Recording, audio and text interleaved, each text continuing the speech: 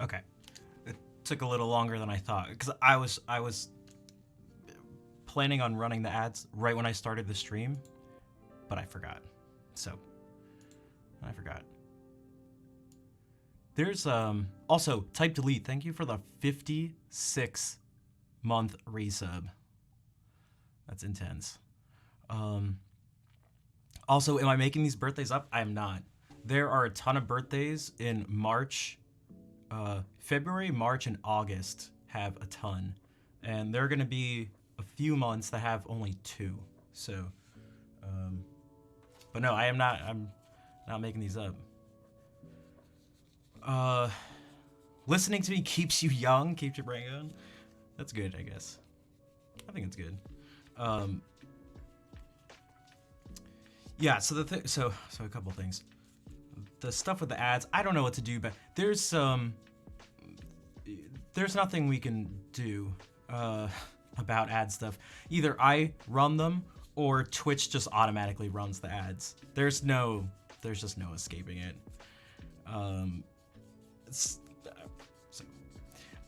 And, you know, what would someone want to see least in a stream, I'd imagine, is the starting soon screen. So, like, I don't know. And if that means new people who, you know, aren't subbed and stuff like that, because subscribing gets rid of ads for that channel. If that's going to get rid of it for at least an hour, that doesn't, I figure, like, it's not the whole stream, but it's something. It can't hurt, so I have to just try to remember to make it just part of the I don't know, the process of starting the stream, because it's getting ready for the stream is just a million little things to do, and usually in a particular order too.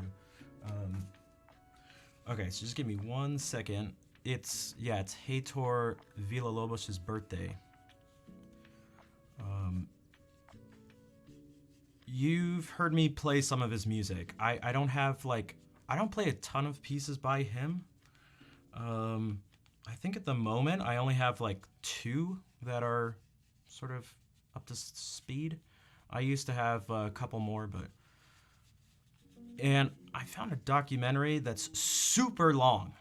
So I don't think, it's almost 2 hours. So it's like, does it work? I know some streamers have breaks, but a lot of the time I don't get any ad when they do. Wait, I'm a little confused. Hold on, I'm confused. Some streamers have ad breaks, but a lot of the time you don't get ads when they do, even if I haven't had any ads before. I know. Well, and you're saying when you're not subbed to them either? Because if you're subscribed to the streamer, you don't get any ads. So, the do sit thing, that wasn't the issue. I just had to reread it a couple times. My brain's a little slow. Last night was a tiny bit rough. It was even without being subbed. Okay, that's strange. Yeah, I don't know, but I guess that's Twitch being Twitch.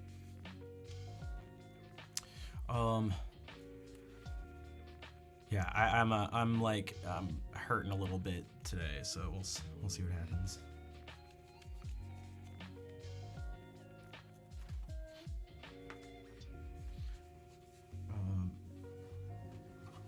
Oh yeah, type delete. Yeah, the first study by Villalobos is one of them. Just lurking, but enjoy the stream. All right, thank you, Mammoet. I appreciate it.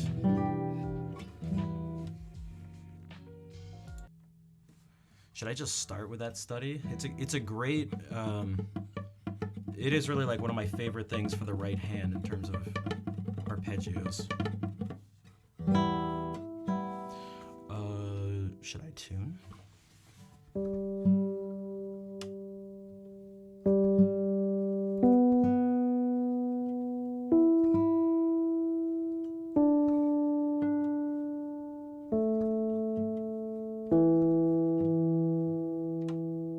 No, it's all good, Koala. I get what you mean now. Yeah, I don't know how to explain that. I don't know. It's just Twitch being Twitch.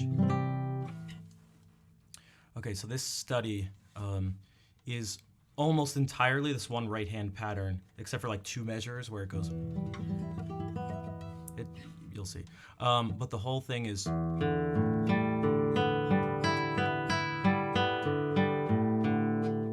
And then it repeats over and over.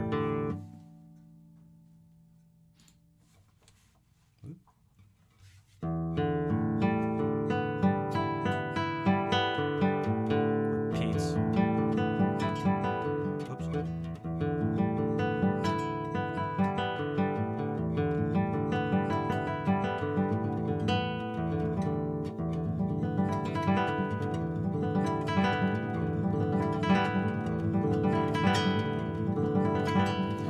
And one of the things, I've mentioned this before, that one of the things I like to do with this is to accent different notes in the arpeggio, and it gives a totally different feel, whether it's something straight, because, it's kind of written as just like 1 and 2. But, like, it doesn't have to be that. You can maybe accent the first 3 notes that the thumb plays.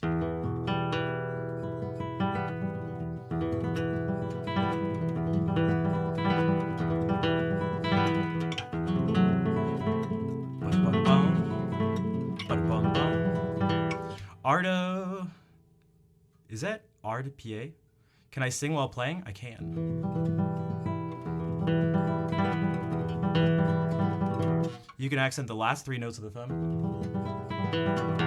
Bum bum bum. Bum bum bum. Bum bum bum. Bum bum bum. Bum bum bum. Or when this gives a nice feeling. You go.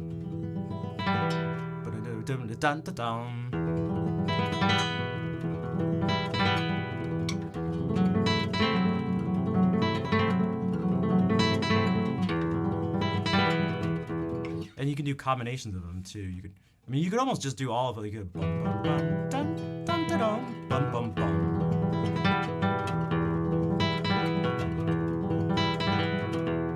But yeah. All right. Ready?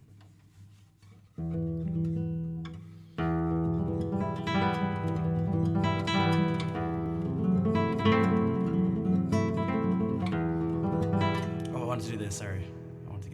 I need to use the camera. I need to use the second camera angle more.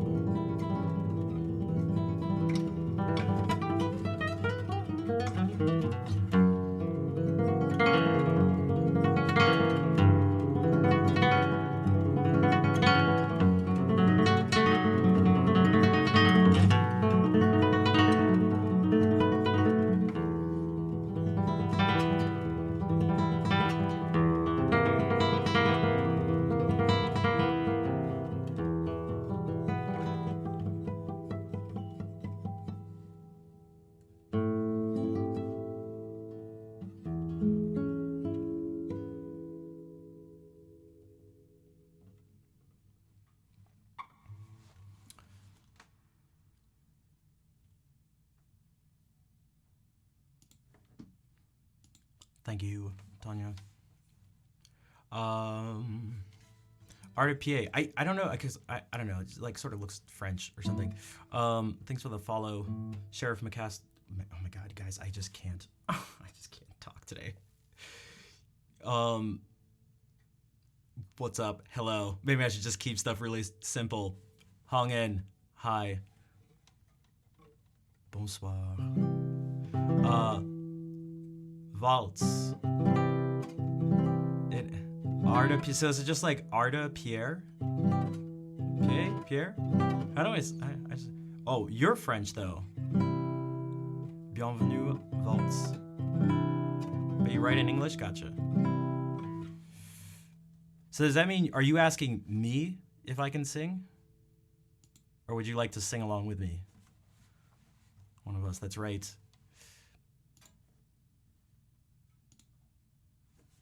Okay. Arda Pierre. Like we sing together. En français? En français?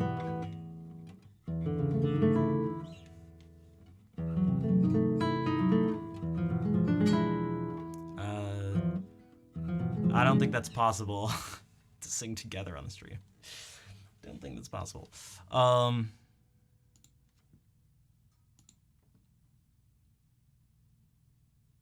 C'est pas possible. Let me do this. My brain is still pas possible. Oui.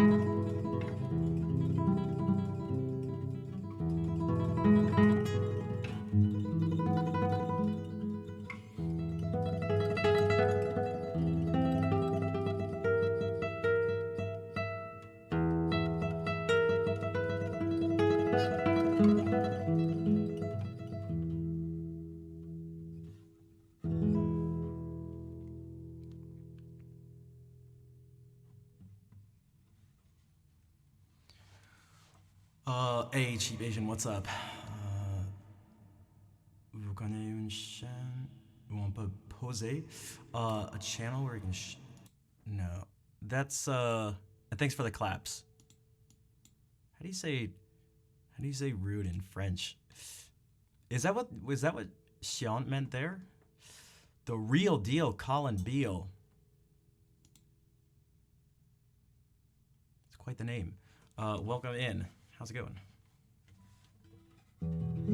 Xian is a no. Okay, so that's what I thought. I didn't know if it. How do you say rude though? Or does it kind of double? Is that maybe?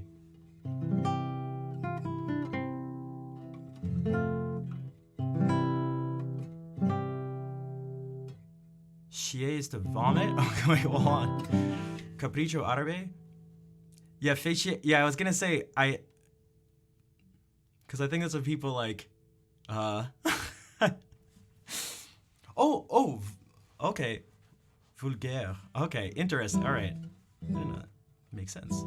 Capriccio Árabe. I can. If you'd like to, there's a way to formally request stuff if you'd like.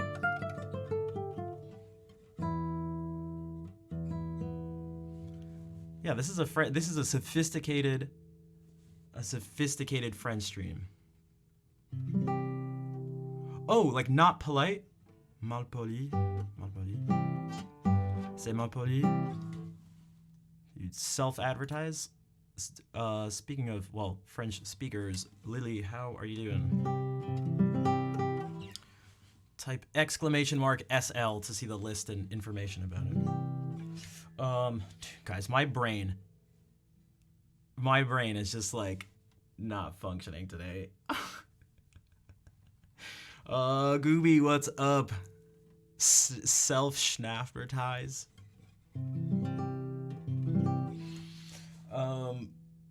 I can play some other. You know what? We'll do this. We'll do our in honor of our French and French adjacent friends.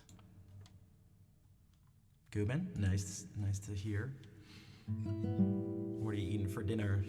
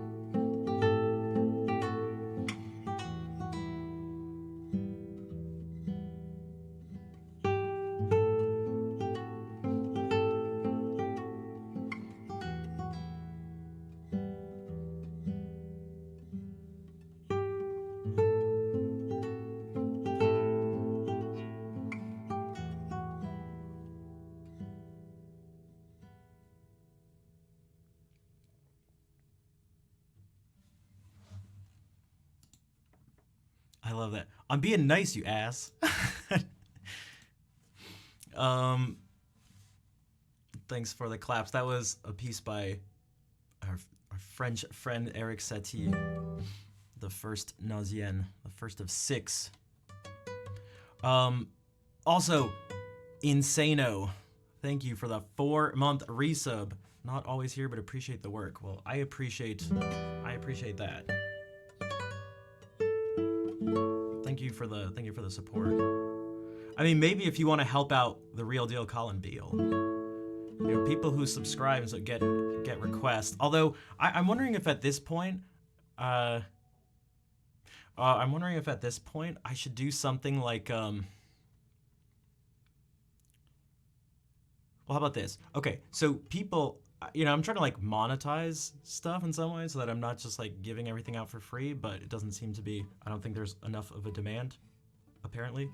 So I wonder, I don't want to guilt trip people either, but like doing it as a suggestion, being like, I'll play this piece, and if you want to help support, but I feel like that might be guilt tripping people or come across that way. Was this song a movie theme? I feel like someone else has said that before, so maybe it is. Yeah, it definitely wasn't originally a movie theme, but I feel like I've heard people comment about that same thing, Slobo.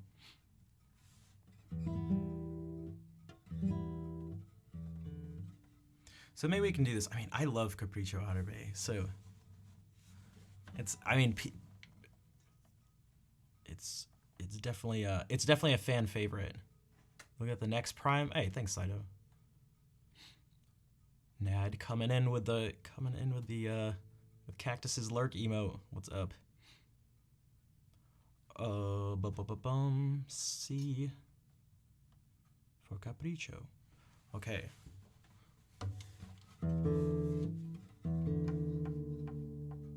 Dude, my it's a people. Yeah, it's like I guess it's like coming out of lurk, but I always look at it as cuz like if we do this emote, it reminds me of that. Whoops, I didn't actually press it. This one where it's like where you're not fully being like ta-da, but you're just kind of like I don't know. It sounds like Comptine du Notre. Yeah, it has a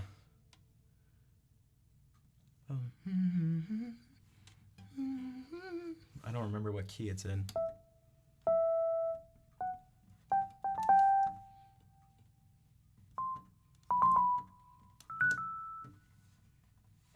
So you can't do paid requests? That's okay, because the thing is, it was in Chocolat. Okay, so now at least we have an answer for that, because that was not the first time someone asked about that being in a theme.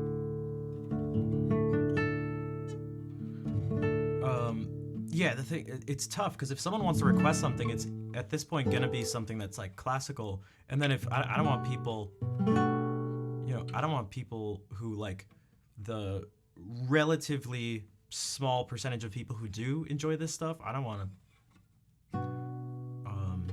push them away. Play for your exactly, because it's not that. That's not what's being pushed away when someone like Colin requests that. So, hey Vol, thank you for tremendous support from Vol. All right, we're gonna do it now. I can.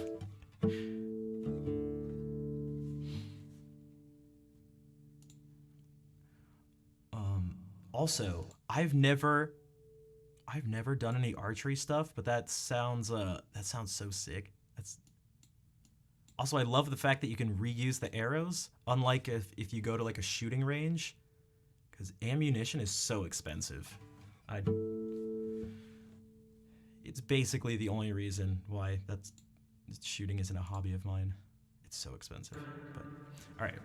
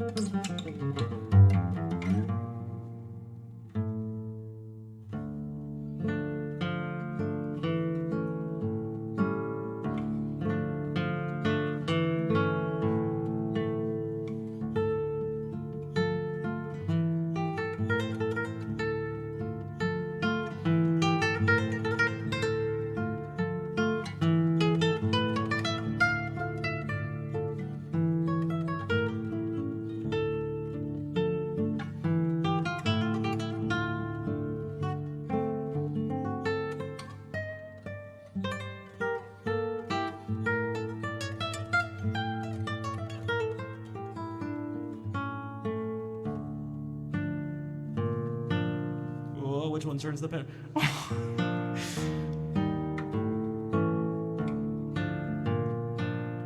Still getting used to the new iPad.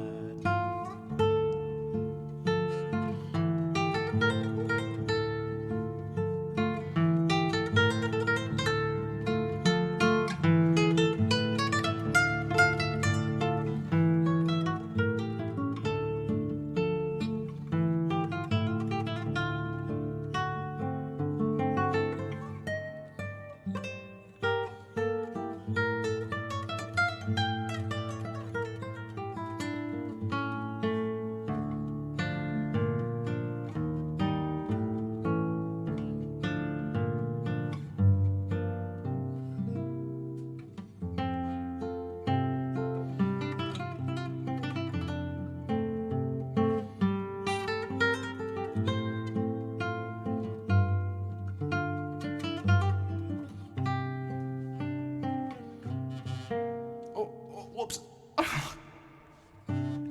These pedals.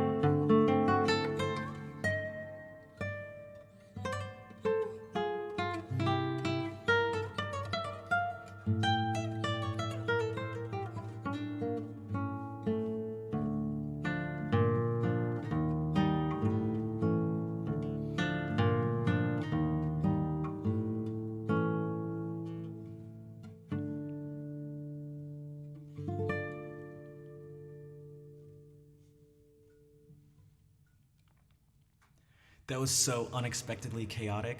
I was pressing the foot pedal to change. Um, I had a feeling this might happen. Okay, so, and thank you for the claps. Vol, thank you again for gifting that sub to Colin. So, Le Petit Gamer, what's up? Thanks for the seems good.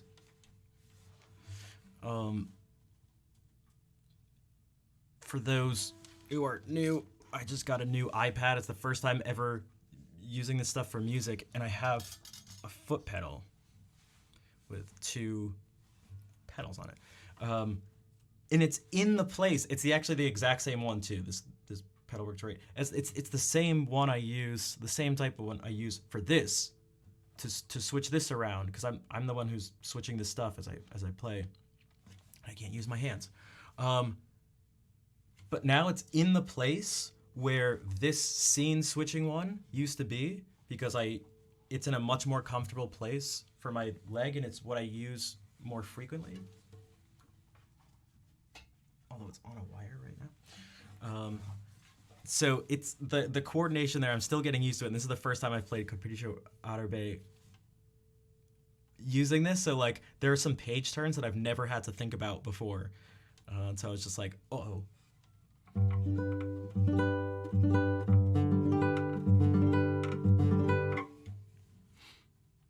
Take the A-frame? Is that like a pun based on like take the A-train? Yeah, that's me. Whenever you see that change, like Tonya just started doing that as a joke.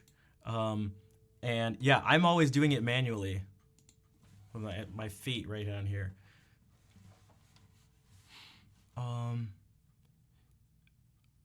You're fine. That's good. I'm fine too. I'm just hungover. I'm just gonna say it. I'm just hungover. I'm struggling a bit. Are there any nurses here who can give me an IV, just some fluids? You follow for a long time, 6 months and a year. 6 months to a year. And every time you play at night, you put your stream and it's just perfect. Thank you, Petit Gamer. I appreciate that. Merci beaucoup. Is the hangover worth it? Of course. Oh, whoops. Whoops, on the thing. It was my older brother's birthday, and I got to see a bunch of friends who I haven't seen in a long time. Most of them I hadn't seen since October. You're a bit of an expert. Guys, someone, this is the next thing that Twitch needs to integrate. Chat to streamer IVs.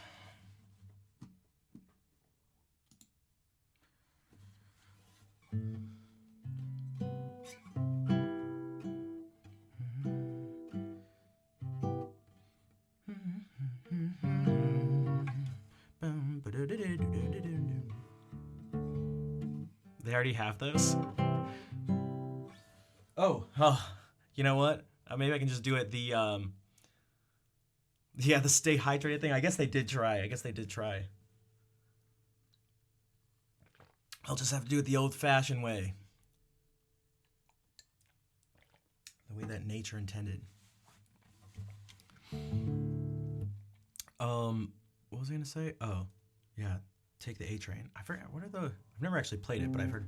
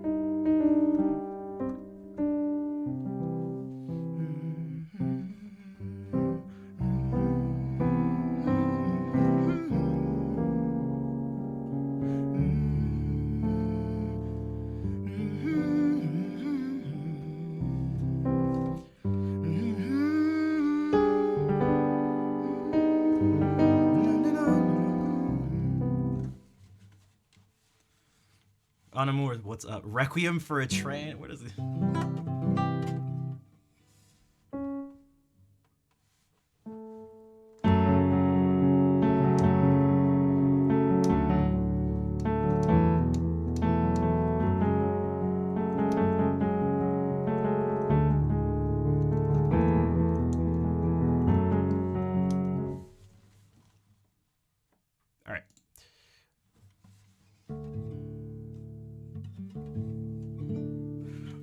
let's do some cello music. Originally G. But oh wait, yeah, no, I can't. No, wait, no, I can do. Wait, this is exactly what I. Oh my god, guys, my brain.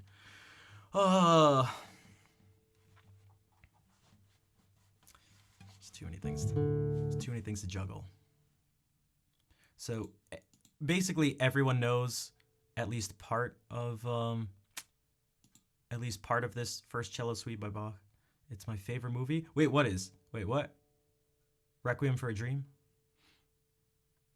Dude, I haven't seen it I think I saw it a bunch of times in high school and then haven't watched it since.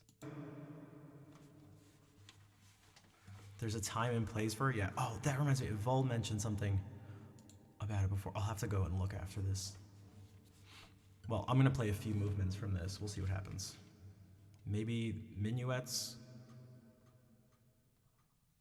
What if we do the 2 minuets, the sarabande, the courante, then the prelude to end it?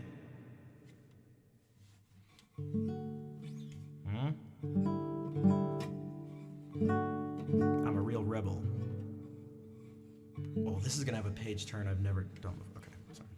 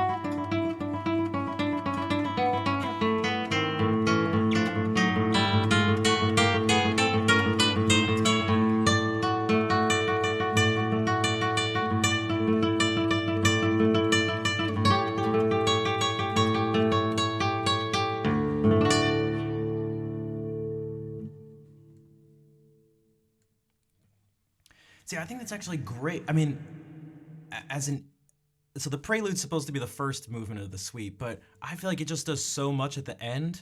Like, dude. Yeah,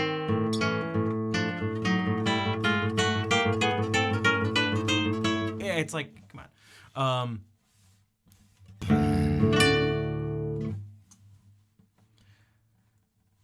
I feel like it works at the end. Also, Maverick. Okay, let's take a look at this for a second. Maverick, follow a sub before even the first message. So Maverick, thank you for the sub. Welcome in. Who's the emoji? Tauntaun.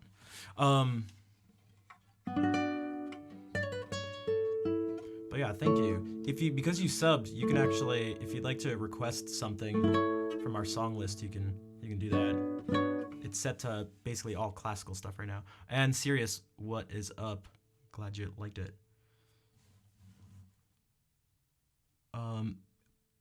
Not only have I not kept up with the visual arts, I was never up with it to be able to even keep up. Which then maybe you'd say I'm down with it, but that means the same thing almost. Because I don't know if I'm down for it.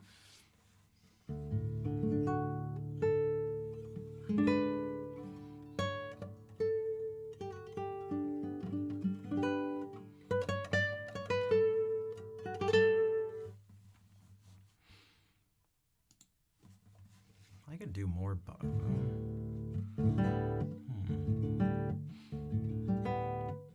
yeah. What if I do so? What if we read some Bach, some stuff that I don't look at all the time? What about one of the lute suites? Bach, a time where a wound could mean life or death, gangrene or amputation. That's right. Jeff, how's it going? He made it pretty far. 65 is, I feel like that's pretty good. Pretty good. Lute suite. Which one is it? Is it 997 or 995? You know what? We'll just do. Who wants to do some reading? The Brandenburg Concerto is fun on guitar? Is that even possible? What, the harpsichord part?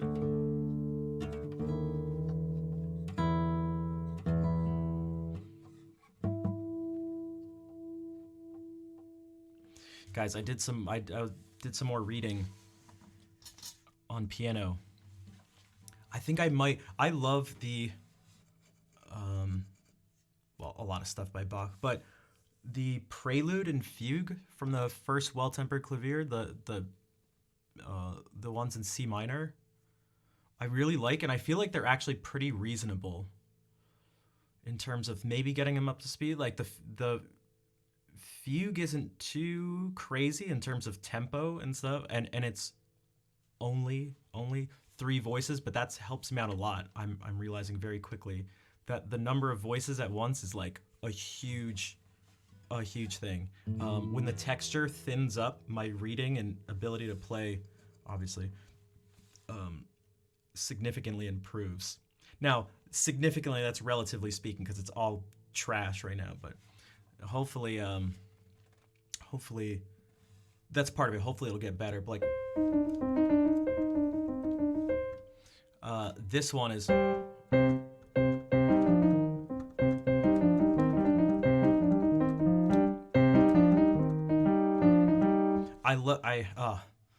Leaving you here, enjoy the stream. All right, take care, Lily. Bonsoir. Bonne nuit, I should say. Pions bien. Yeah, this one is. I've always loved the intensity that you can get from. And I feel like this is a good exercise. It's just. It reminds me of this. You like that, Hung? And I think of you every time I say it, because. It reminds me of this Villa-Lobos study that I played right at the beginning of the stream, where it's essentially just this pattern over and over.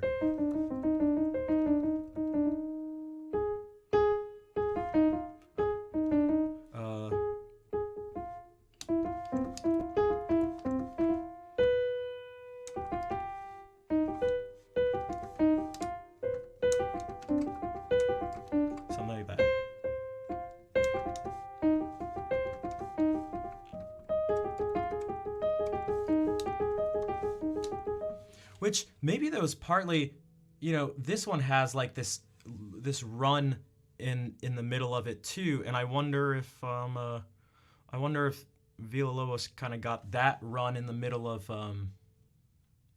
that first study. I wonder if it was influenced in any way by Bach, because he obviously was, you know, inspired by him. It's super clear. Like, he's just essentially even stated it. So, hope the hangover gets better. Thanks, Koala. I appreciate it. Speaking of more liquids.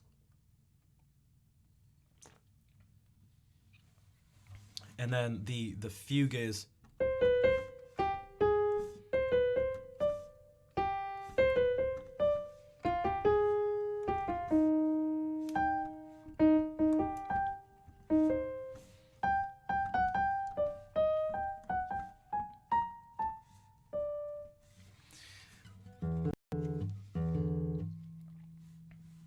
But there's something, oh man, it's so satisfying even playing it slowly sometimes.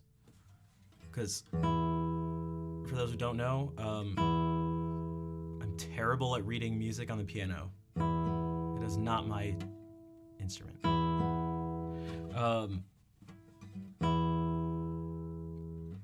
But it's also been uncovering, I think it's really good. It's gonna be really good to be able to participate in that area of Bach's music that I don't get to always see.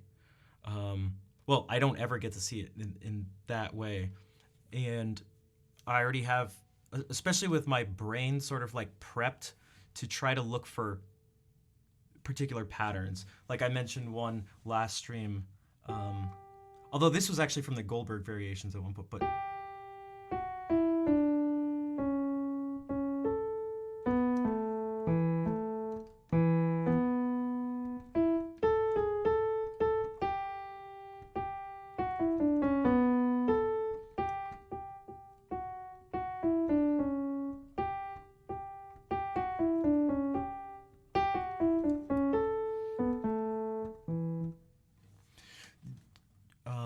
the general rule is, not rule, but the general thing is displacing notes.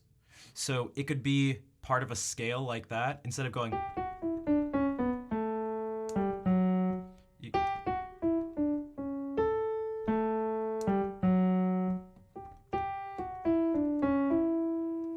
that's probably works better. Whoops.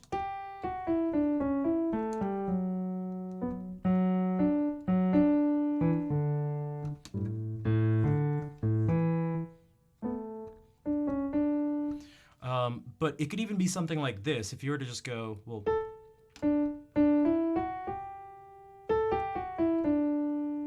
okay, well, you can. I mean, you can actually physically, you can see the pattern, right? You see the triangle. Well, kind of triangle. It's missing one of the sides.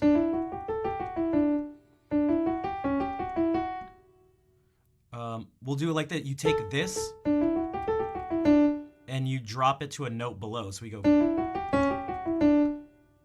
So can you see the shape there? Or we could even drop it down an octave to actually go.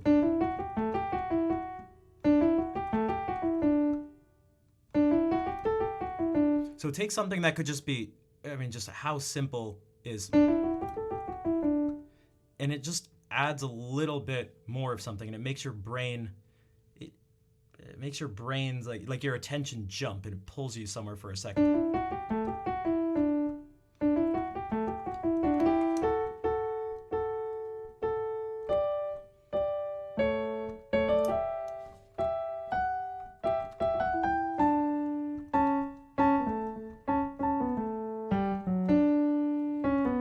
But yeah.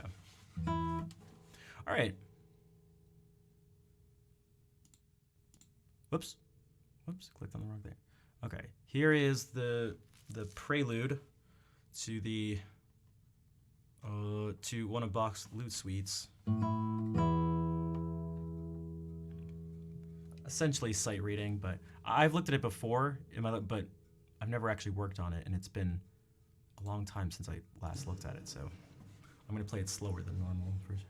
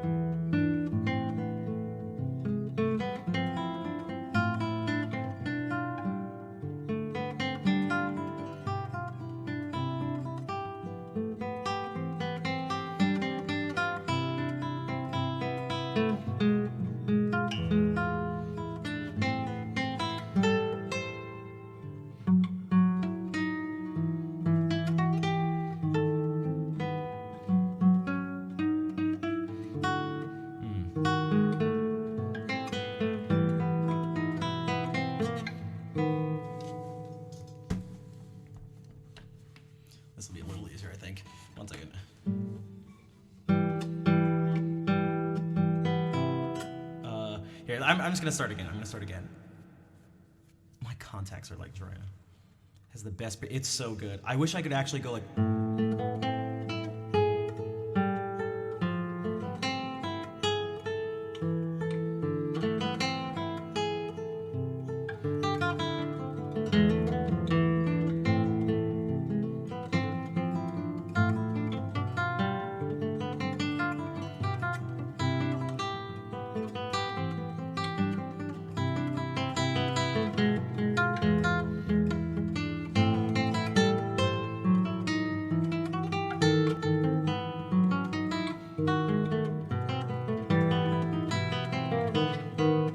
Why am I doing this?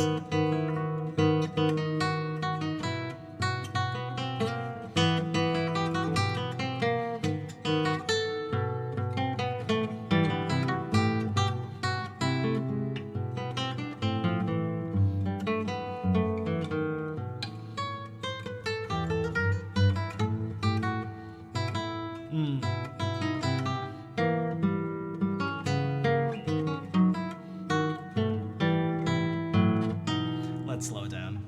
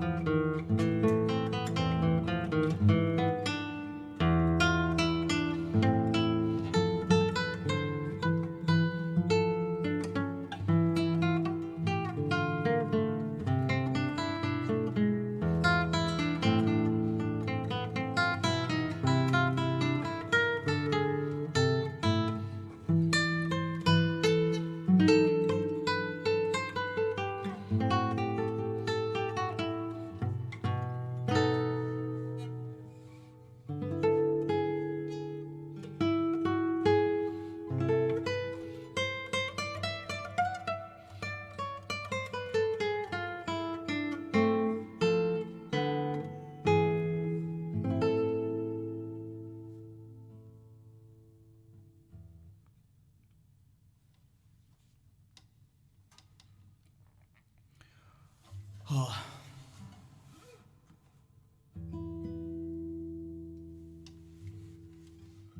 Should I try?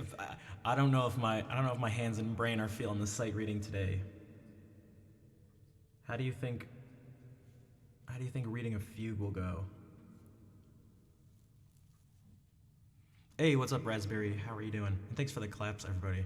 Okay, what if I just go? What if I actually go slow and don't speed up? And then what if I take short, quick breaths? I think that'll help. And also hydrate. You can tell. Oh man, look at.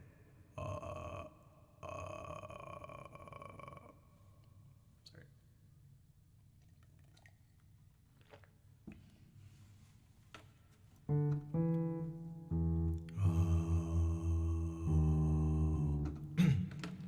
The fugue is challenging. Yeah, it's like, I mean, any fugue, especially to do properly, if you don't have like fingerings and stuff planned out, it's like even right in the second measure here. So it goes.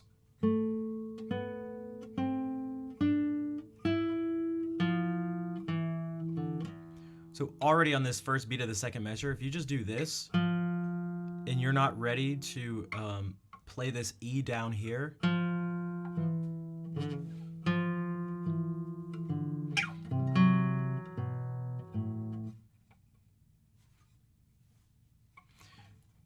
the fugue, like the counterpoint just ends, it just stops, because it's not, it's,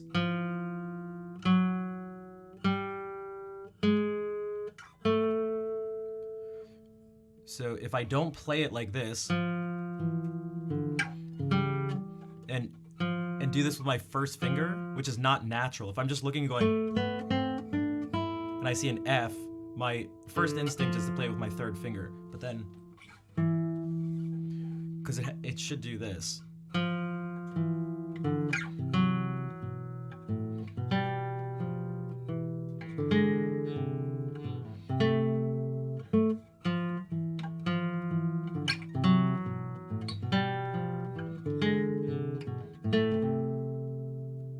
So it has that chromatic thing going up, while the fugue subject, well, the answer in inversion.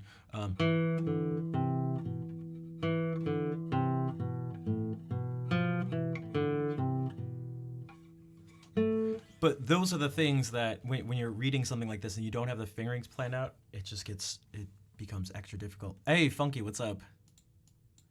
I made sure to reach out to Fair and thank her for the sub. Okay.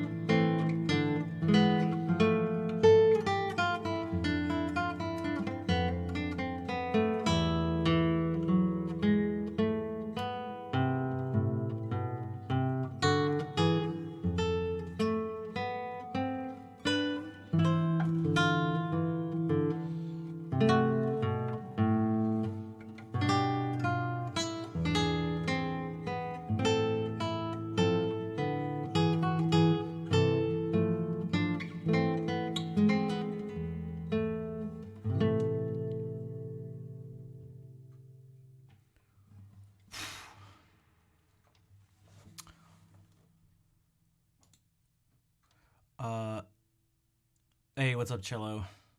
Oh, more. Oh, you added a duck when in like a hammock almost. I made your evening.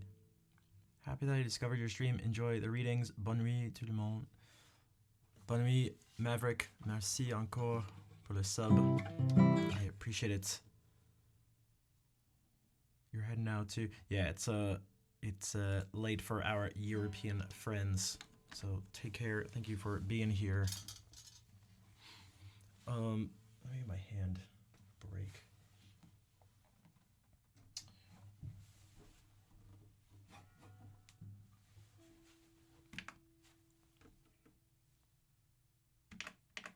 Oh, that's right.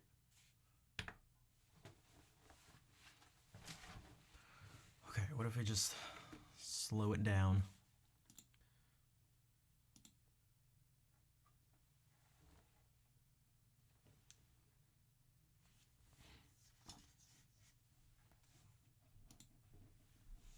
And yeah, we can just do this one.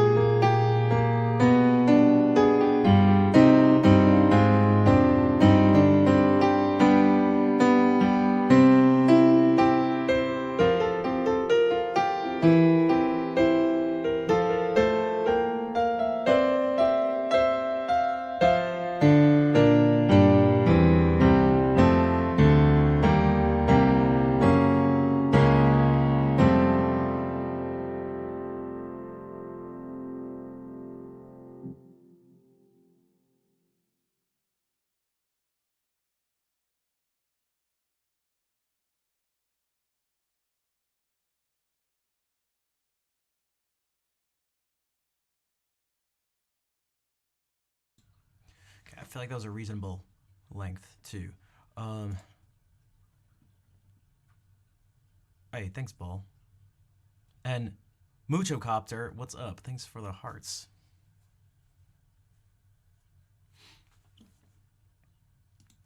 That had I sort of changed. That was like a it was like a I think the technical term would be a half-assed fugue.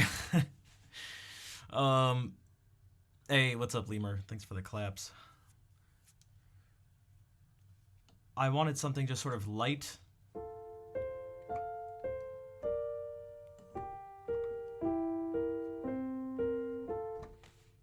Something's kind of light like that, an F major or whatever.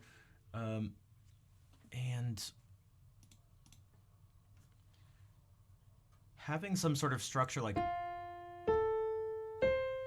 it became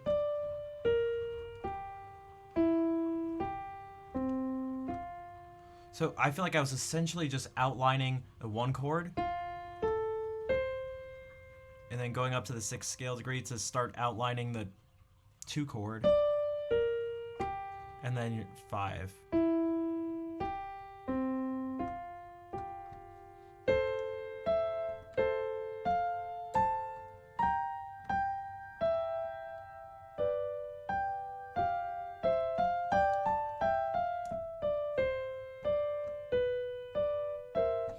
Um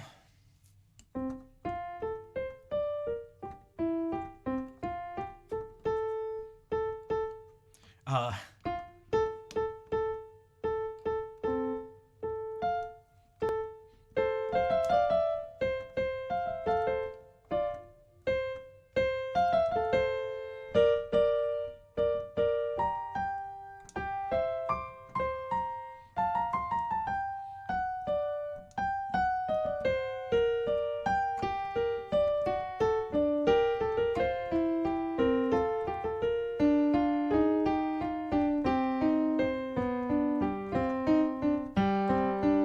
I didn't use any of the note displacement things. I'm gonna have to do that a lot more.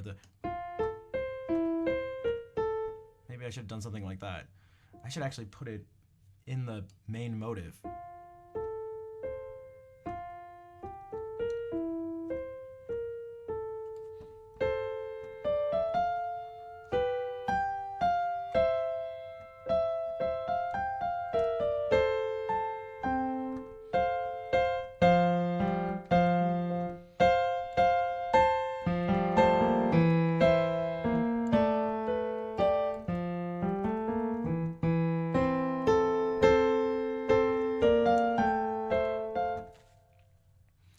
Darude Sandstorm, I don't believe that's what it's from.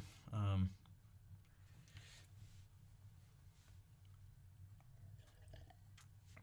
least I don't think. Okay, maybe I can do another one for the birthday boy. Gavotta Shoro. Gavotta Shoro. Must be something from the Stones. That actually is probably what it is. Exactly.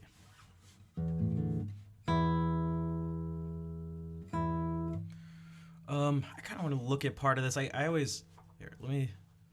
Uh-oh.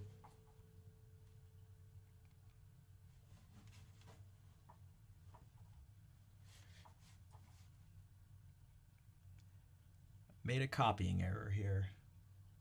I copied the same page twice instead of copying another one.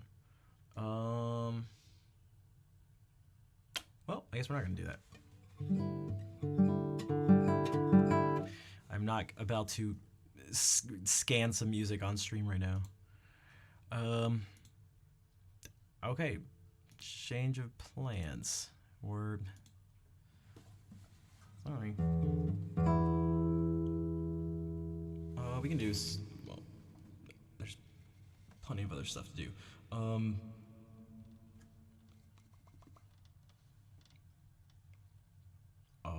Brower. Un día de noviembre.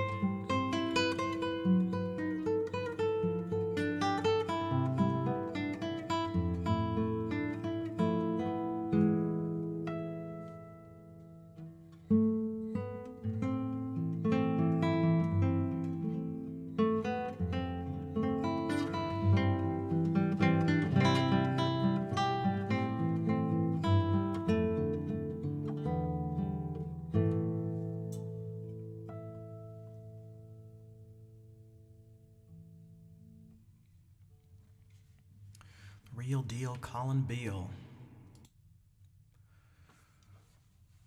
Thanks for coming by and hanging out. I'm glad you enjoyed the stream. It's especially nice when there's a person who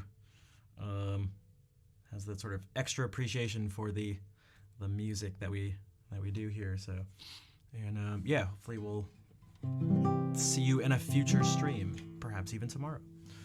I need to do this more. What is this, you ask? Play this song that I wrote. I feel like I'm gonna forget it.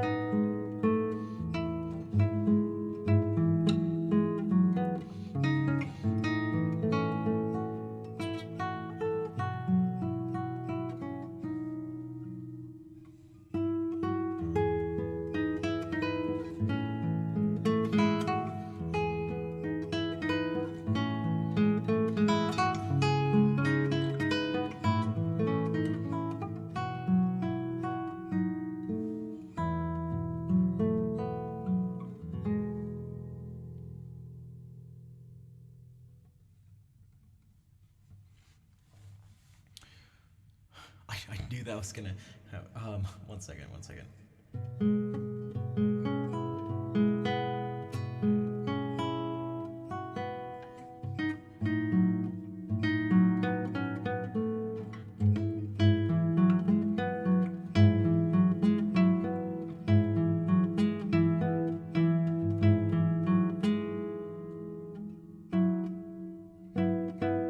How did I do this?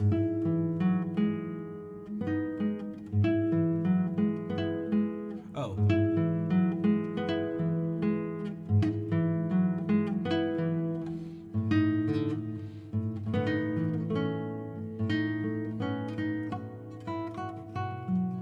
Okay. I'll have to actually listen back to it.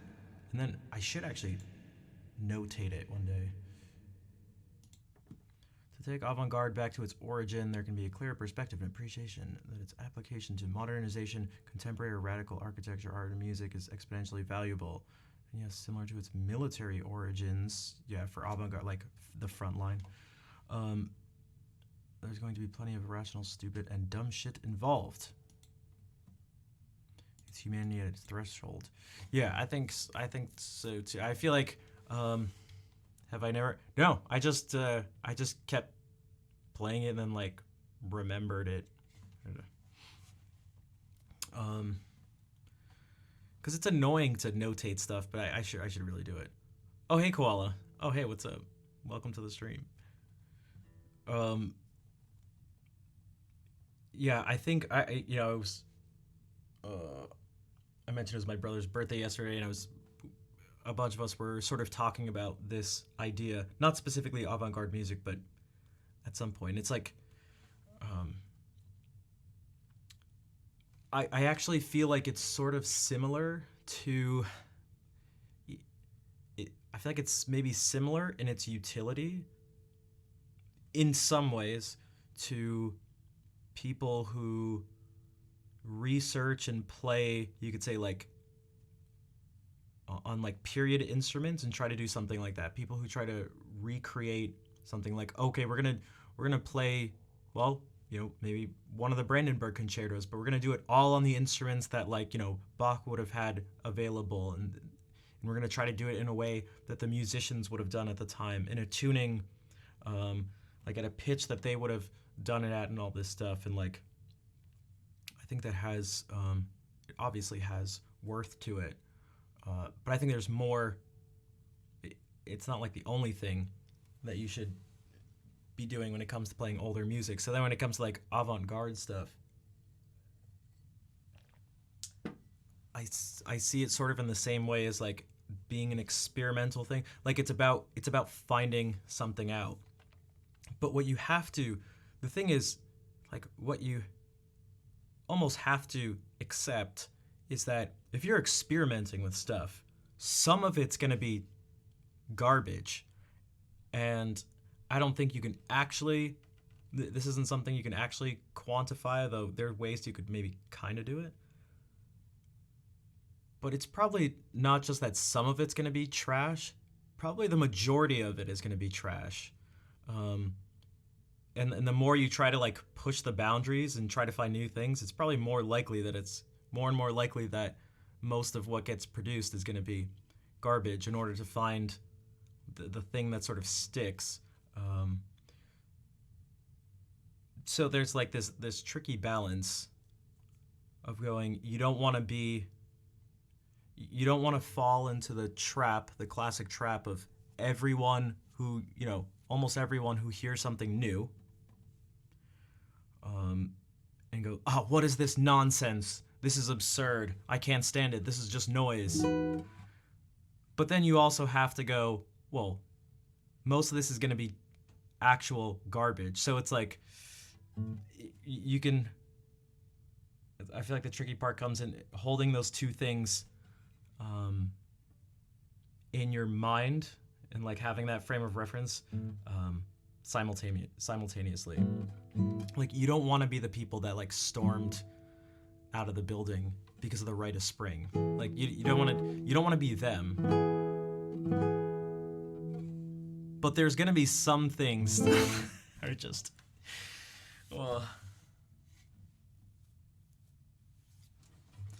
trash can not, trash cannot. What is that?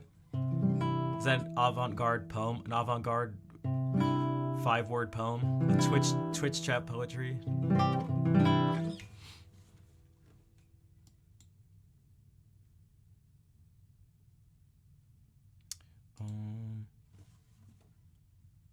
Let's see here. Do my brain. Oh, we can just do this. Something else very pleasant. One of Granados' Valses Poeticos.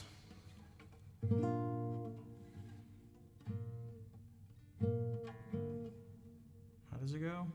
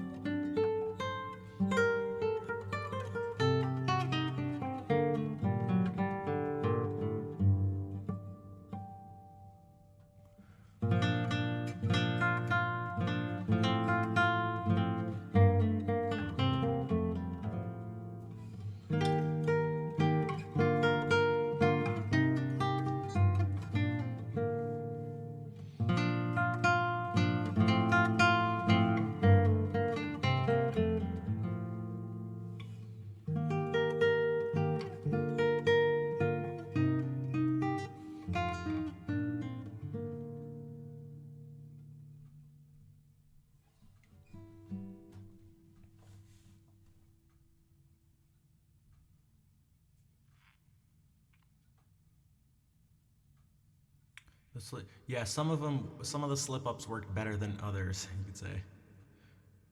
I'm trying to figure out how to say this name. The person who just followed. Oh man, because I don't think it's Lèche Mon Pied. Is it French? Is it just more French? I assume that like half the names, half the people who watch are like French. Is it like Le Mon Pied? Like what would Le Mon Pied be? Like spelled different. It's like, oh, is it actually Lèche? Oh, wait.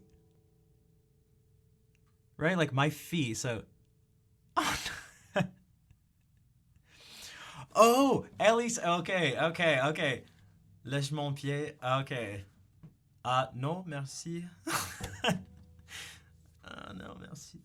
No thanks. Oh, hey, Natsukachi, what's up? It's wrong. That's what I mean. It has nothing to do with. I don't know. I don't know. I don't know. We got some. We got our French crew to back it up. I don't know. You guys can duel it out right now. You can fence each other with baguettes. En garde.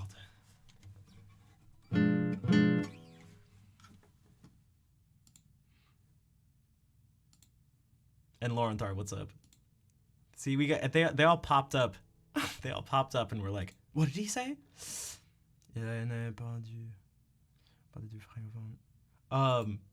What? J'aurais craché. J'aurais craché. Because j'aurais is like sure, right? Like if I were to say like je te jure.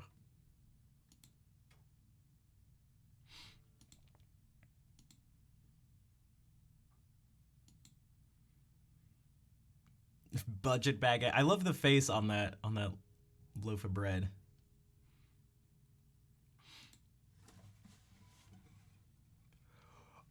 Pinky promise. So the jure is like an assurance thing, the promise thing. Craché. Interesting. Okay, so you said they're not really like a French speaker. I assure you. Or they're like no doubt.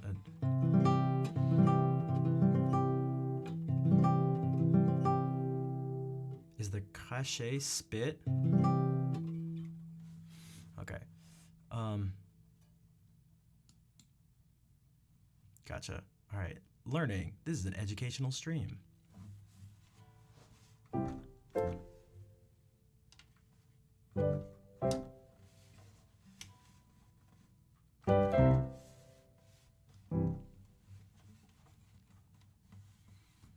Words are so rambunctious. I've never thought of words as rambunctious.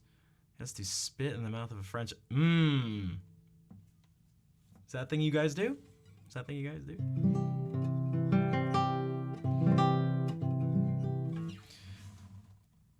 Oh, boom. I'm losing my. I like cannot. I can't handle this right now. I can't handle this right now. My brain cannot.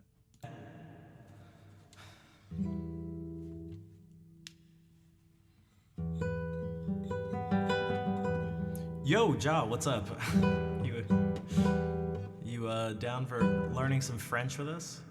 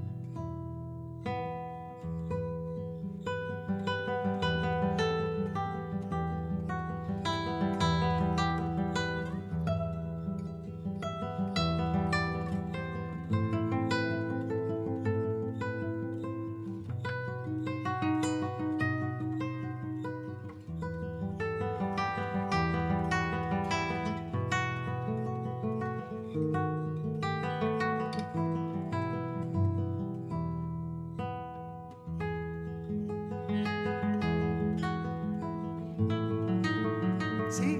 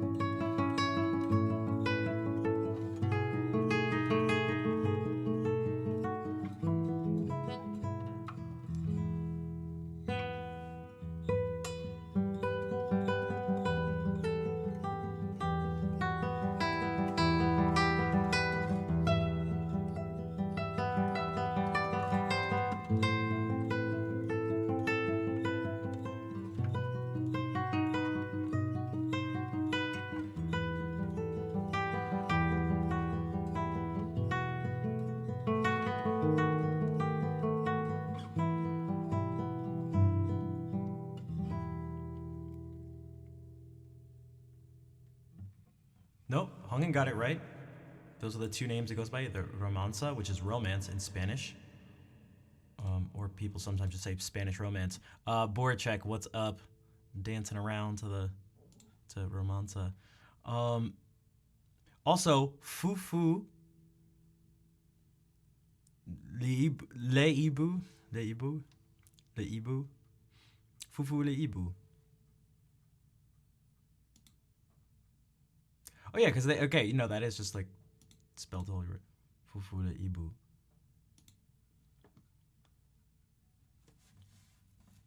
Ibu is owl. Yeah. See, I have some very, very specific vocabulary that comes from Ocarina of Time. And so we hear things like, because there's, speaking of crazy owl, there's the annoying owl. So there's the Ibu. Le grappin. The hook shot. There's all sorts of stuff. But and thanks, Joe. Yeah, thanks Marco.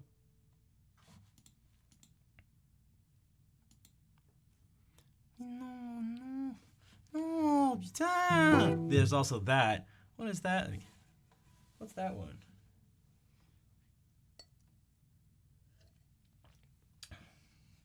Oh my god, I'm sorry. Marco, I'm sorry. You know I love you. Je t'aime, Marco.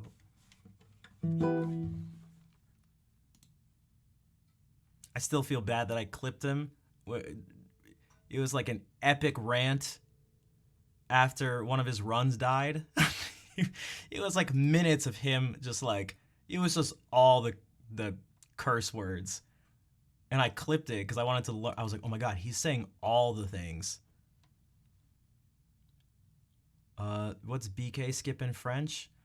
If I'm not mistaken, it's BK skip. Le skip. But actually, kind of.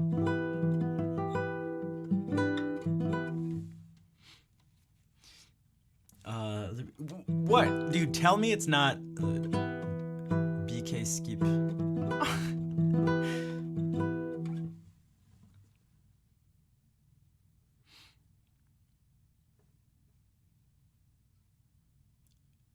Okay, speaking of Zelda.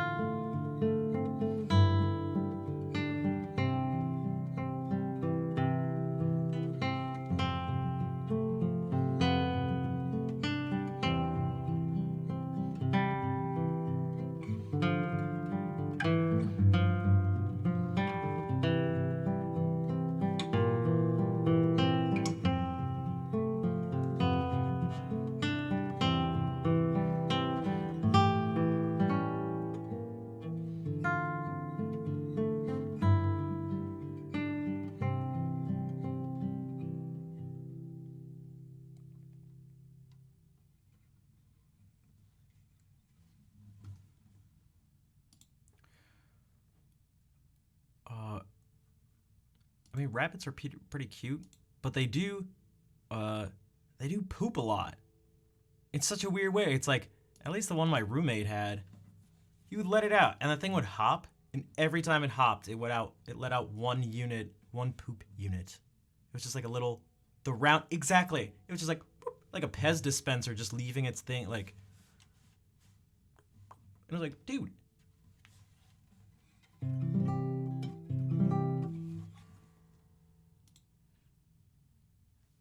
But then you'd be like,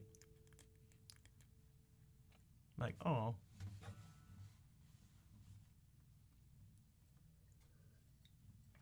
You like how I just acted that all out?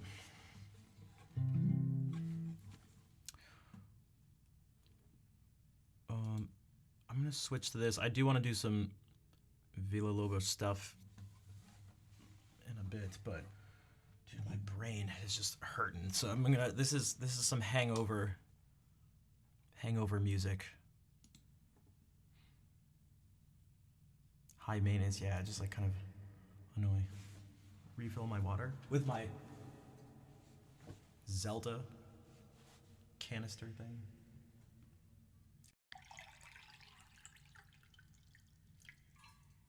Alright, some water ASMR.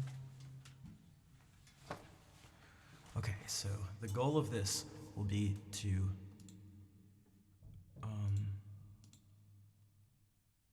heal at least my mind. Because it still kind of hurts. What if we add some ambiance to it as well?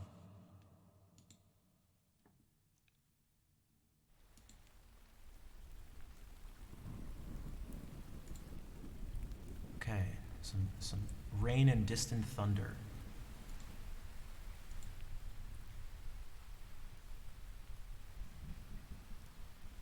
Dude, what if we... Oh, okay, this is just... Also the crackling of a fire.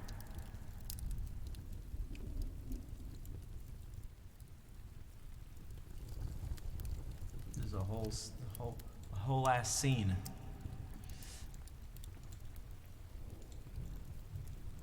And then... Yeah, we'll just leave it like that.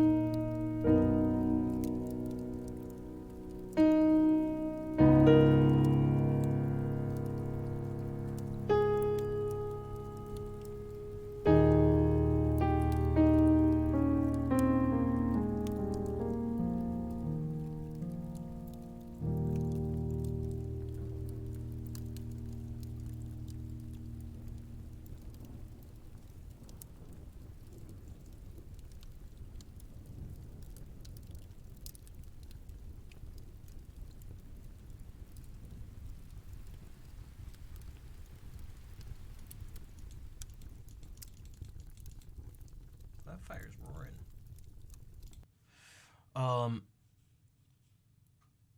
2 years. Lauren Thar, thank you for resubbing for one. Thank you for the 4 months of sub support and the kind words to go along with it. Been a year since you came. 2 years since you came during the night. Been 2 years. Like, I come during the night to listen to you when I can't sleep. Thanks for your dedication to music. You're a great artist. Thank you, Lauren Thar. I appreciate it. I feel like that one would be really good for sleeping. It became somewhat adventurous. Also, I threw in a tiny little Zelda's Lullaby thing at one.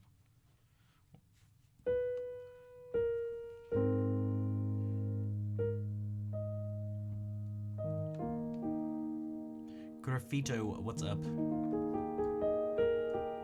And Chocoman coming in with the claps. How is it going? There was this is when it started to, when it went.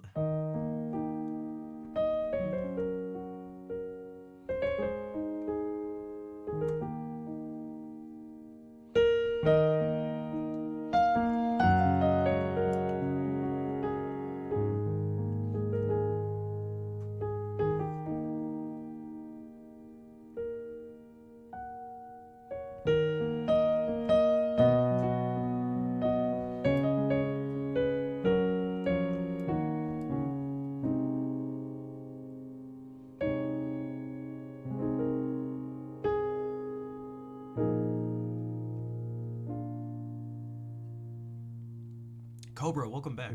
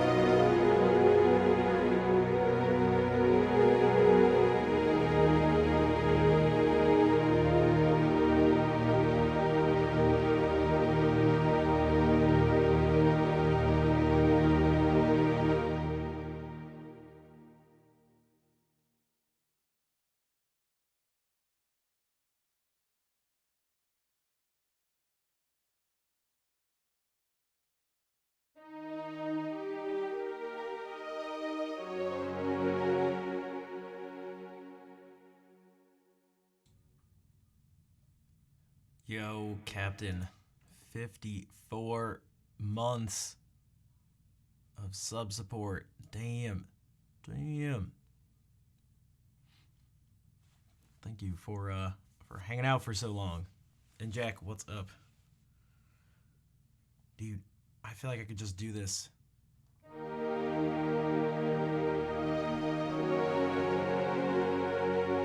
Just over and over and feel like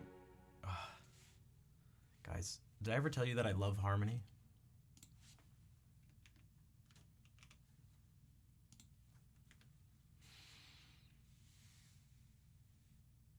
Lolin Sip? Lolin Chip?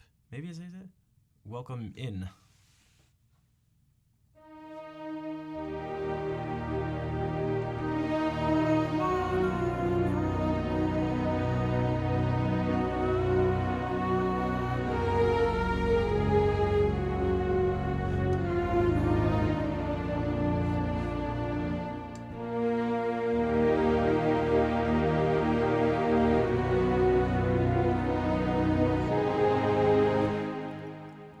That's just a movie. That's just any.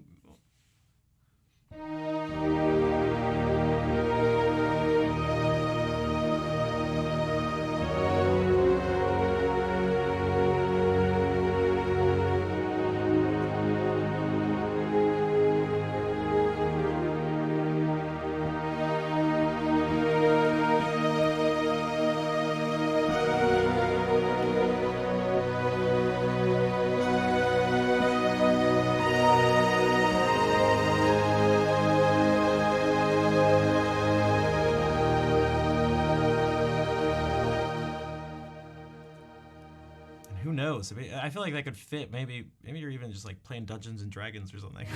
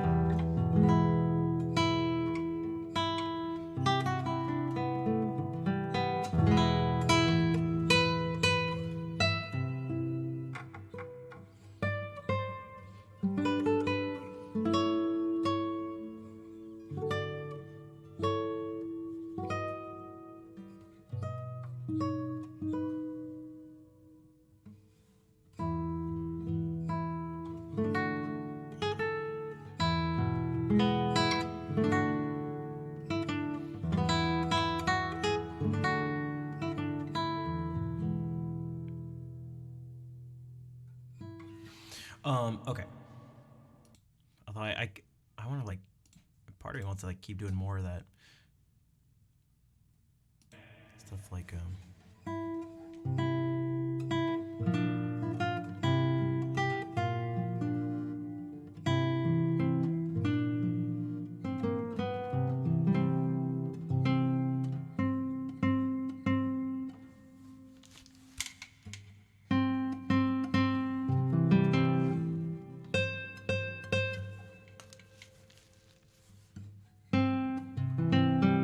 weird. I was hearing some strange buzzing. But I also did want to look at some stuff, some Villalobos stuff. If anyone's interested.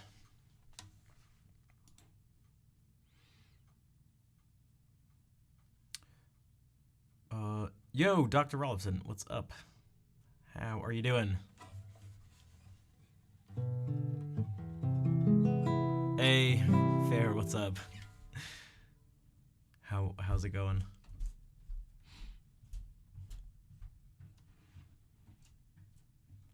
Is this gonna be loud? No, it's gonna be muted.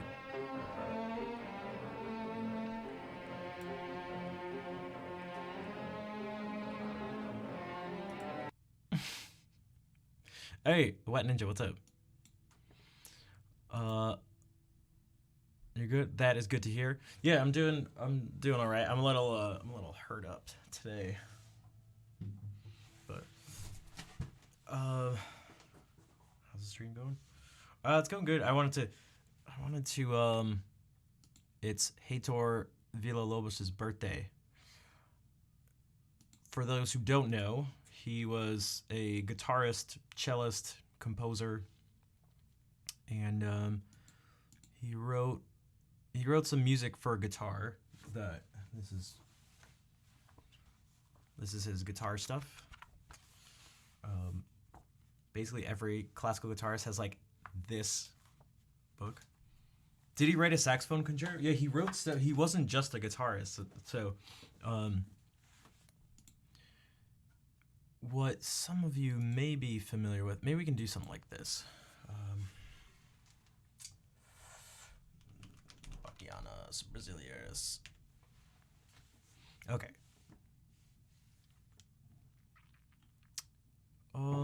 I've never seen this performance. Should we do it with Leonard Bernstein, or?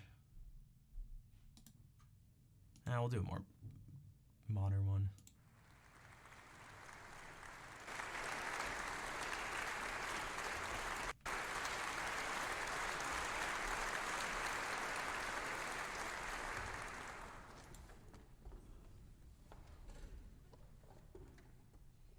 Look at all the cellos. Look at all the cellos. Oh, what cellos, you ask? These cellos. I'm a doofus. These cellos. Ay, ay, ay.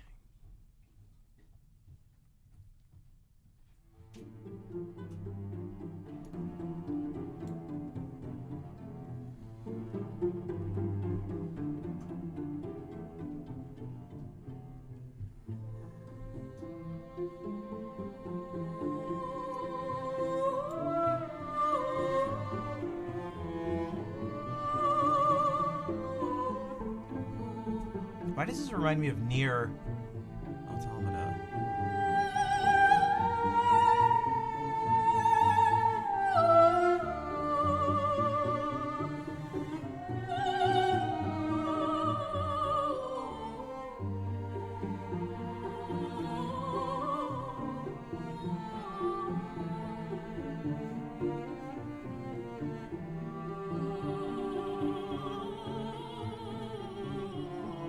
Like that sound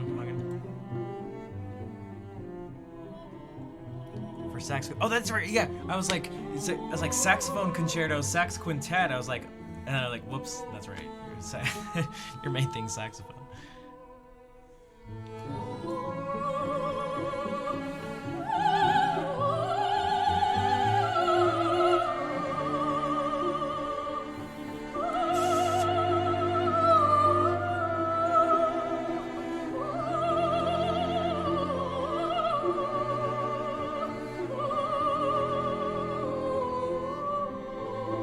Yeah, it's an interesting. That's your.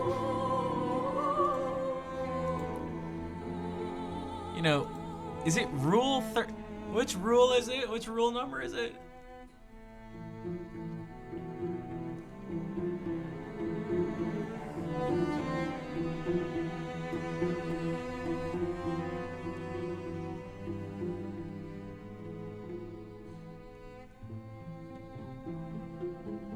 I don't want to get these two. Stop.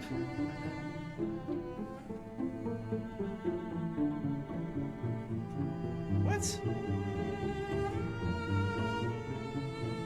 Am I thinking of? Yep. It is 34. That is 34. That's right.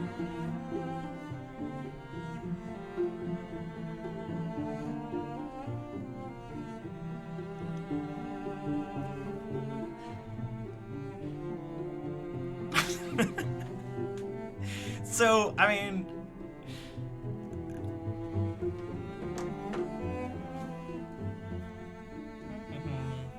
Villalobos. Okay, Bachianos Brasileiros, number 5. What was I saying? Oh yes, very interesting. The fact that it's something for 8 cellos and a vocalist. It's like, that's pretty weird. But that whole first part, there were no actual words. It was just.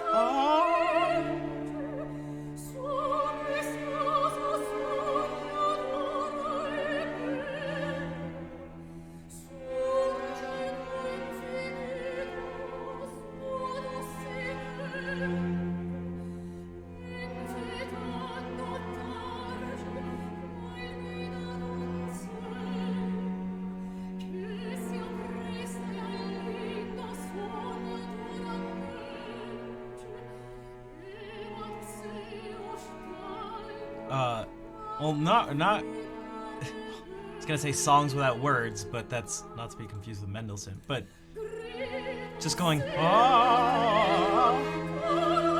like there were literally no words that first part.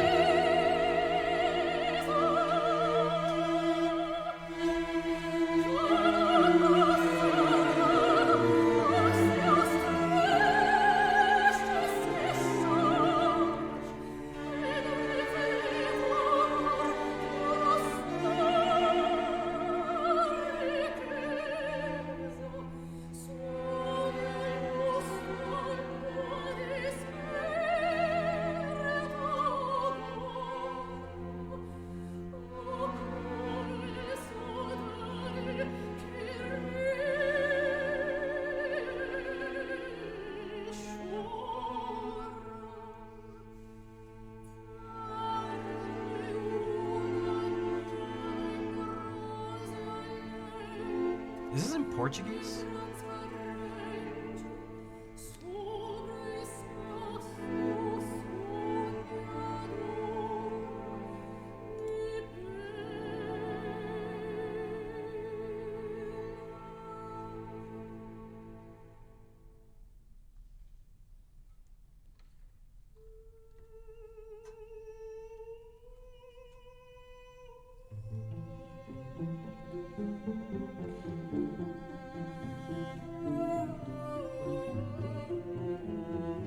I love that.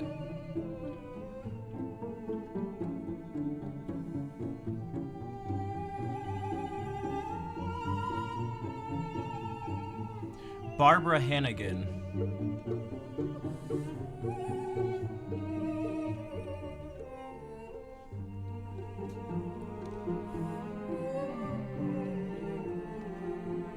No problem.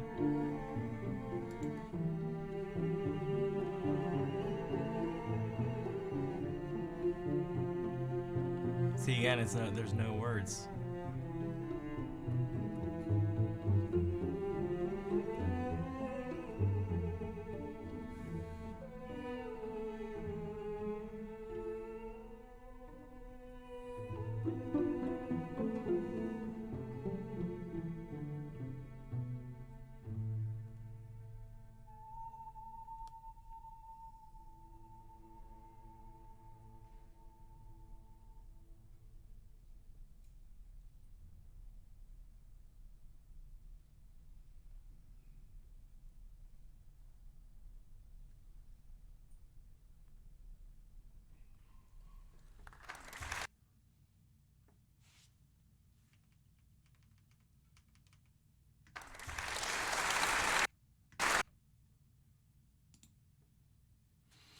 Um, okay, so that's like that was like really popular piece of his.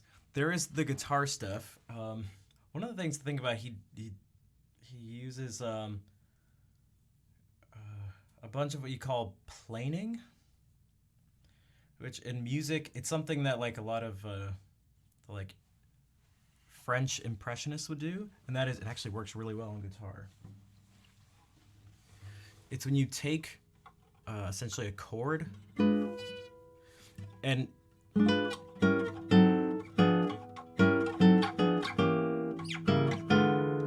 and you keep everything the same, but you just shift it around to different places. So this one specifically,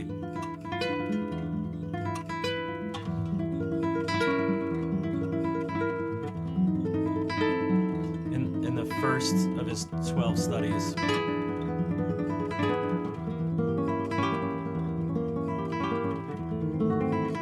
It just goes all the way down like that. But if we have that sound, if we go like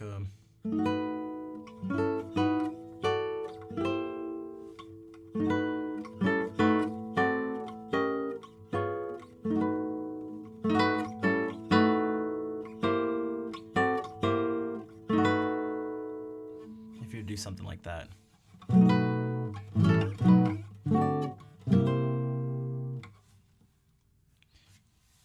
There are some other I still haven't copied this one. He was clearly influenced by Bach. If we take a look at one of these preludes, which one is it? Yeah, number 3. I mean, for one, you get very clear like guitar shapes. So, well,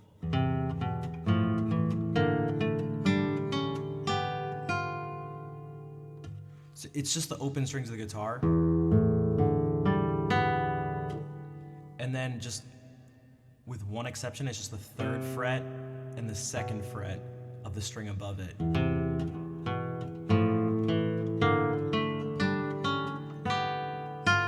That's the one exception.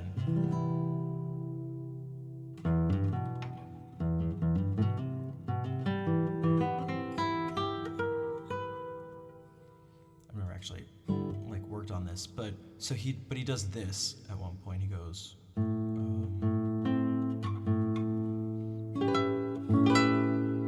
And this might give that impressionistic sound. Like maybe it'll sound like Debussy or sort of like Ravel or something like that.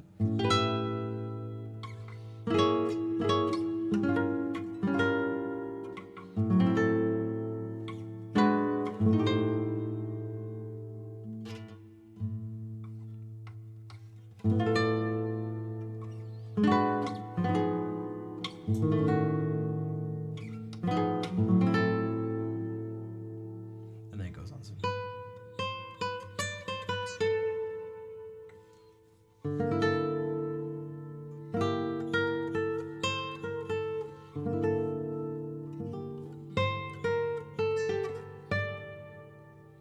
And what does this one do?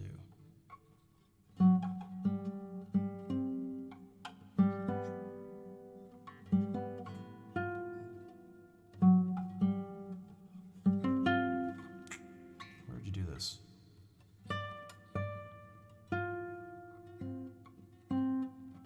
Oh.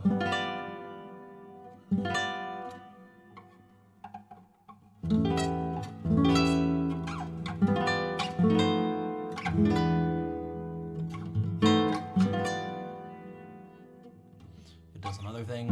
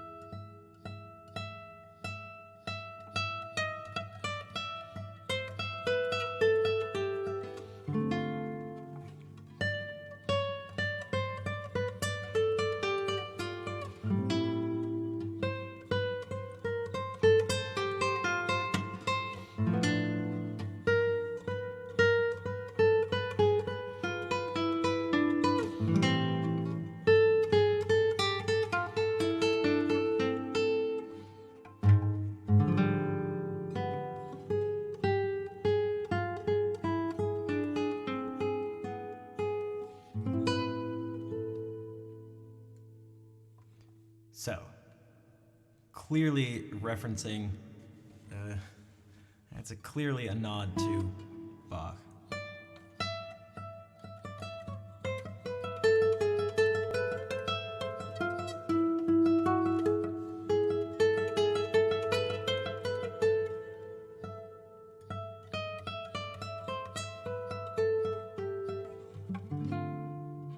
And actually, it's closer to another one of this, an actual sequence that occurs in specifically that, the toccata and fugue in D minor.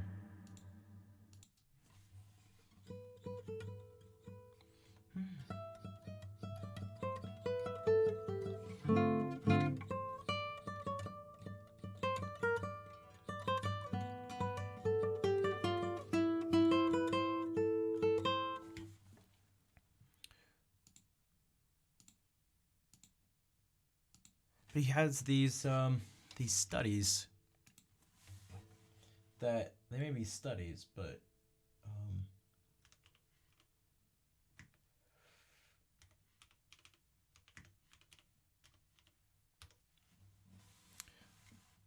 I really like the way Tal Hurwitz plays this one.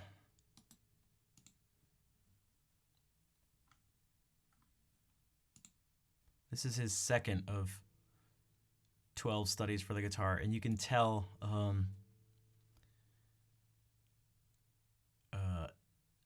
it's working on arpeggios.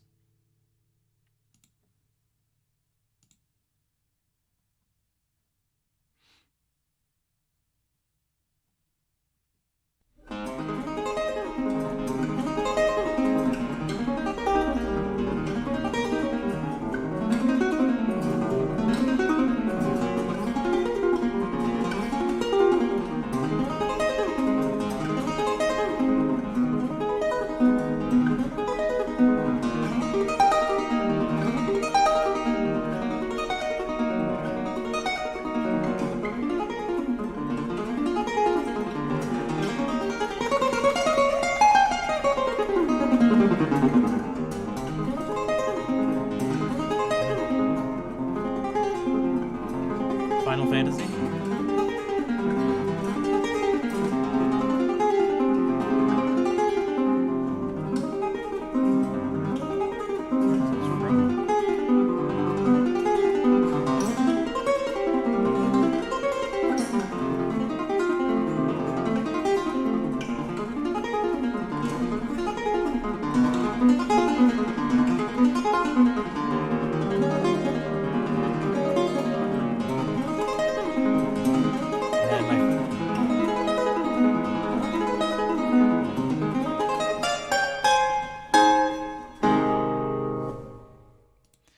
I love this changing right here. It feels like I'm going to space. It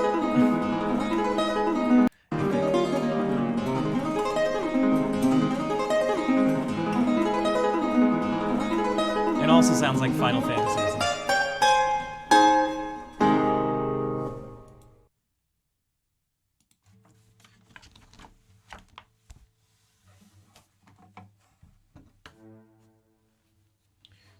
He was tuned down. We'll do it like this. Oops.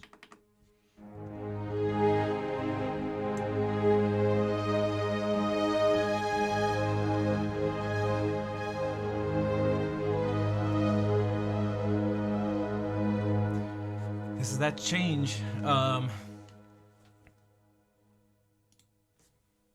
He's going from this. Hey, Prak, what's up? Thanks for the bit. From A to F, and actually F major 7. But one of the reasons it's not just that, it sounds like really cool because it again, it doesn't, it's in an inversion, so it actually goes.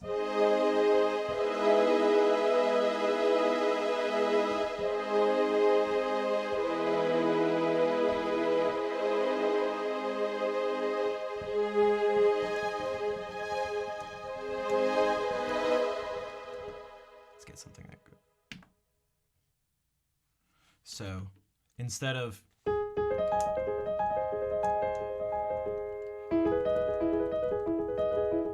instead of something like that,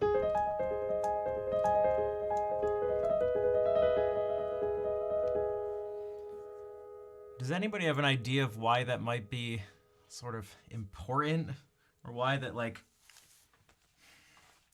it's a very vague question. I feel like even if I was being more specific, it would still be difficult. Let's put it this way.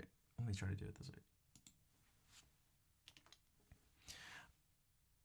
I'm going to try to tie it in with some other stuff we've done. I always talk about how we build these chords by skipping, or essentially playing every other note.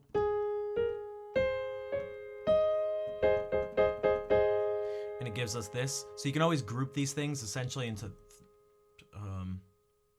well, this equal spacing sort of here.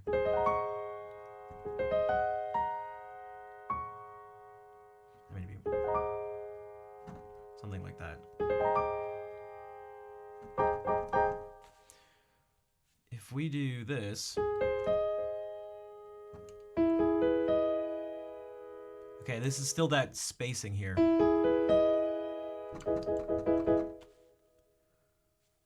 But do you notice any pattern when I play it like this? Okay,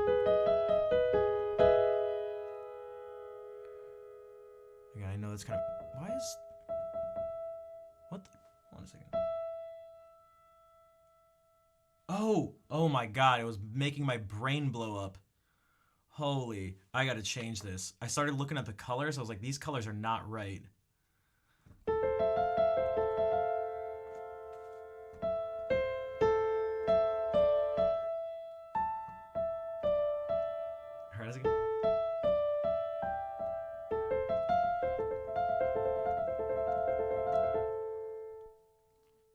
So when we went here, I'll tell you, okay, so this, here's X-Files. Well, that's it.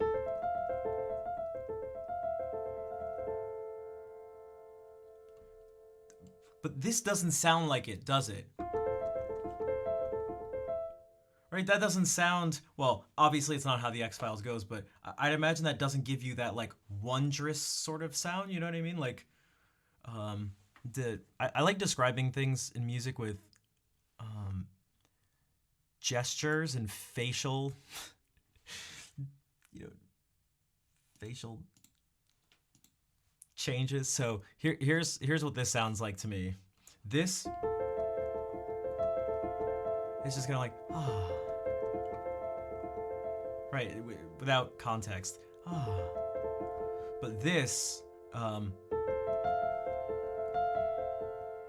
your body goes up like this and chest comes out a bit and your head you start to look up and your eyebrows go up and you start to, what's that? That's right. What does this sound like? It sounds like someone saying, what's that? While doing that.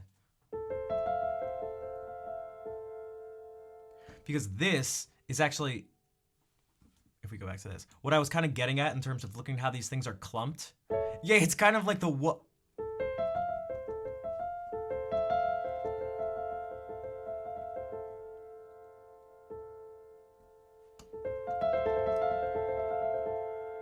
So I said they're clumped like this.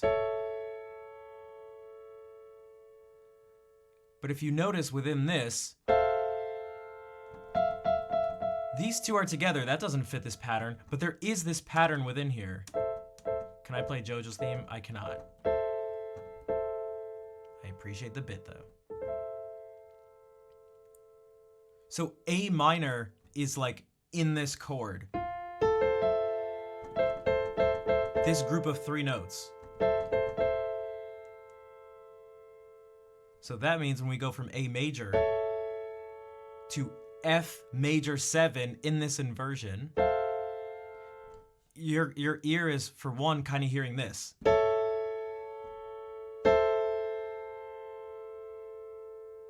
As opposed to A to F. So that's like part of what's going on.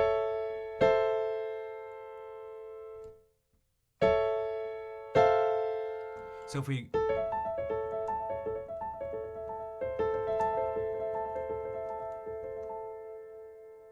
that's just going from A major to A minor.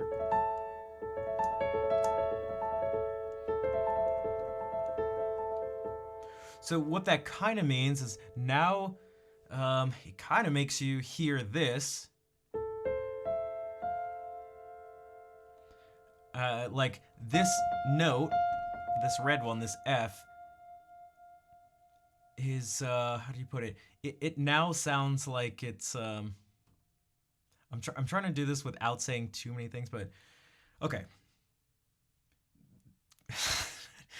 Serp to 5, what's up? F major 7, sharp 5. Yeah, kind of, well.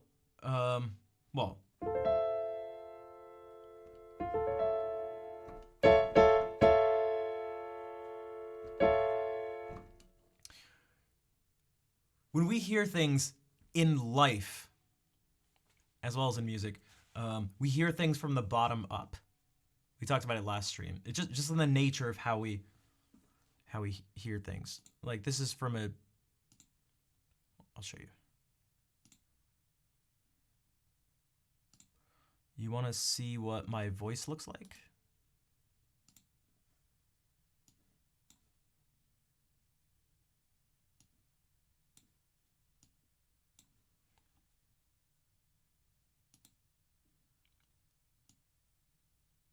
Okay, this is what my voice looks like in terms of sound form. This is what you're hearing, the yellow thing. Maybe actually just to simplify it, maybe I can just turn off the EQ for a sec. So this is, oh, okay, never mind. It's not going to show up if I do that. All right. By the way, this is what it just naturally sounds like without the EQ. And this is why I add the EQ, because can you hear the difference? Can you hear the difference? This is the natural. This is with me doing nothing. This is what this EQ does to it. Because all I'm doing here is changing. All I'm doing is changing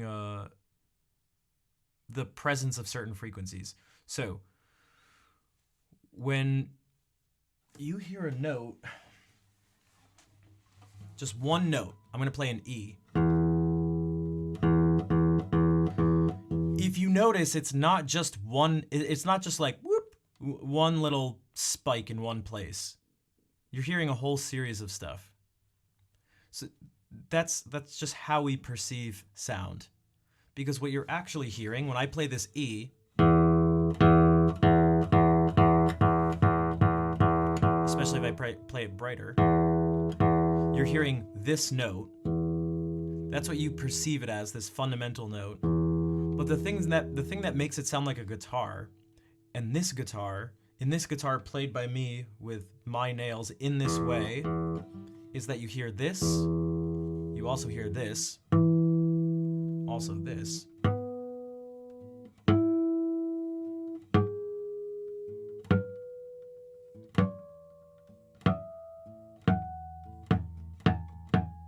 And after that's kind of hard to hear. But could you see now those really pure sounds? So you don't just hear this E.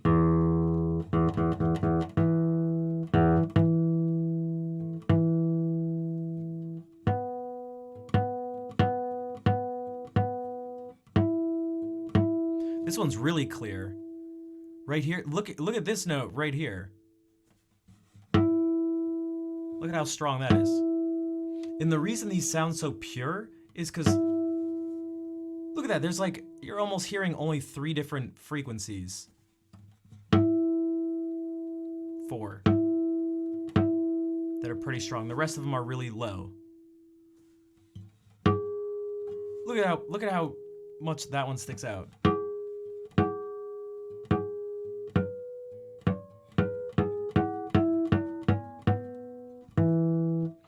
So we hear things from the bottom up. What your ear is doing is actually essentially hearing this chord. When I play this note, you're hearing like a dominant 9th chord.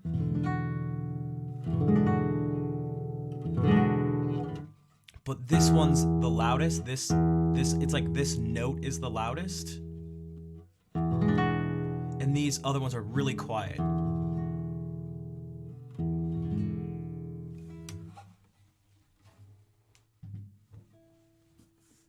So if we do this, so I'll show you what that looks like here. Because if I lined up those notes I played, it goes.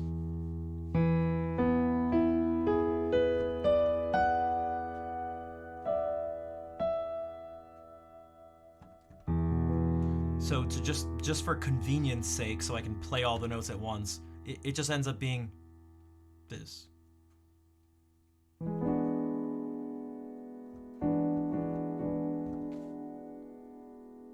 But that's like the loudest.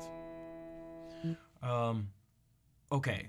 So what this means is that there's direction in the way we hear things. So the lowest note has the most significant impact on our chords, on how we perceive the harmony.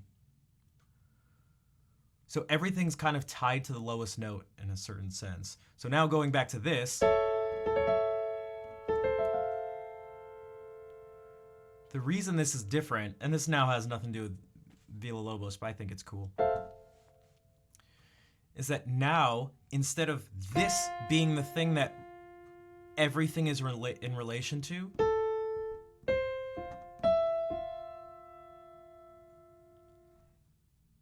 these notes are now in relation to this. This is sort of anchoring us. This is that like lowest thing we hear, this A.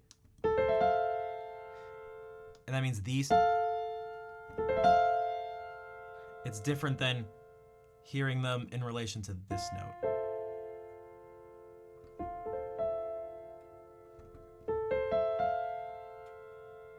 So this is like A minor with a flat 6 or flat 13. Usually that'd be reserved for more like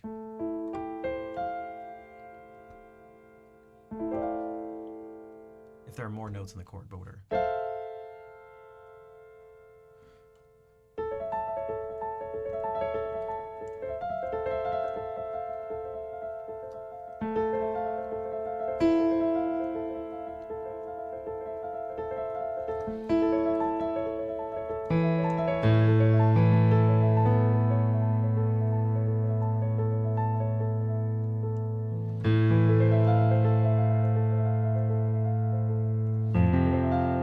This is a very different feeling.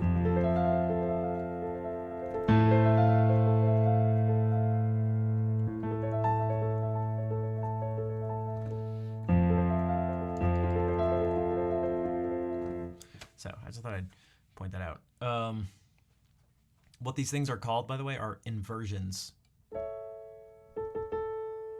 When you essentially, basically change which note is the lowest one you're hearing.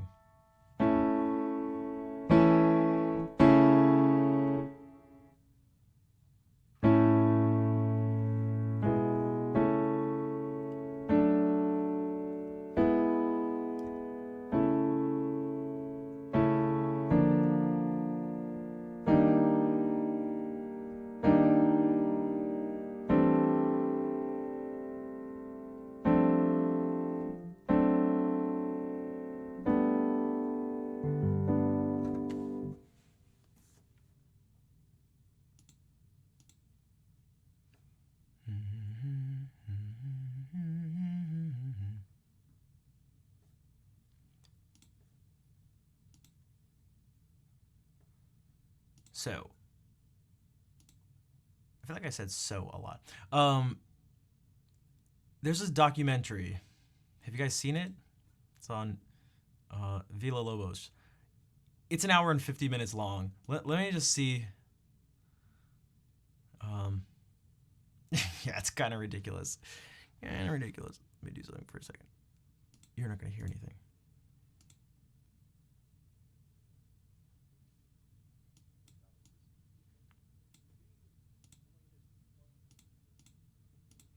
Oh, never mind. This won't work. What if we... We'll have to do something else.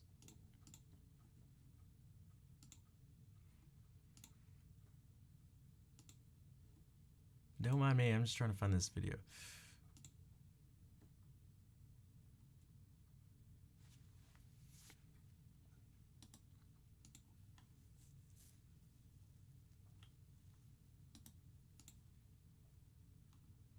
Watch Party Tangent, yeah.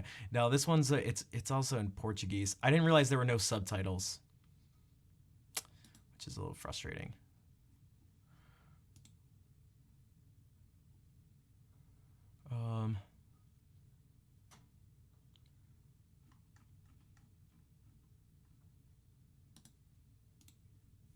There's just some. I don't speak Portuguese. Well, even if I did, it doesn't mean you guys do too.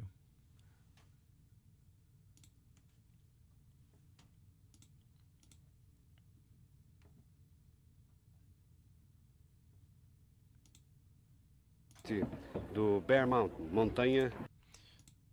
So, I don't know if. Damn it. Em 17. There's so many. Now, actually, I'm not crazy about that word Latin to describe this kind of music because it tells only part of the story. When we speak of Latin America, we are, of course, referring to the historical fact that these countries were conquered, settled, and exploited by invaders from Latin countries like Spain, or as in the case of Brazil, from Portugal. And that's why Spanish and Portuguese are still the official languages of our friends to the south of us. And those languages are called Latin languages because they developed from the old language of ancient Rome. But the Latin American spirit, which is our subject today, has other ancestors besides Leonard the Bernstein, ones, by the way, at least as important. And they are, first of all, the Indians, the original inhabitants of those countries, and in some cases very strong civilizations in themselves.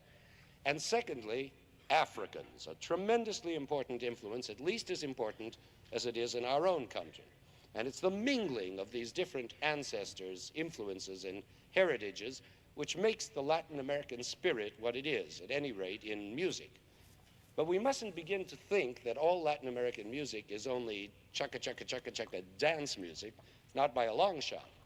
Our Latin neighbors have produced a very impressive number of serious symphonic composers who have succeeded in preserving the folk flavor of their own countries, while at the same time expanding their like music that chugga chugga chugga chugga into dance what we music. think of as universal art. That is music that has not only a nationalistic spirit, but the spirit of all mankind. Now, certainly the most admired of all these composers was the great Brazilian Villa-Lobos, who died only 3 years ago, leaving many beautiful compositions. And we're now going to hear the most famous one, the Bachianas Brasileiras No. 5. Now that's a mouthful of a title, but it's simple to understand. Bachianas simply means pieces like Bach, the great German composer Bach. In other words, Bachian pieces, Bachianas in Portuguese.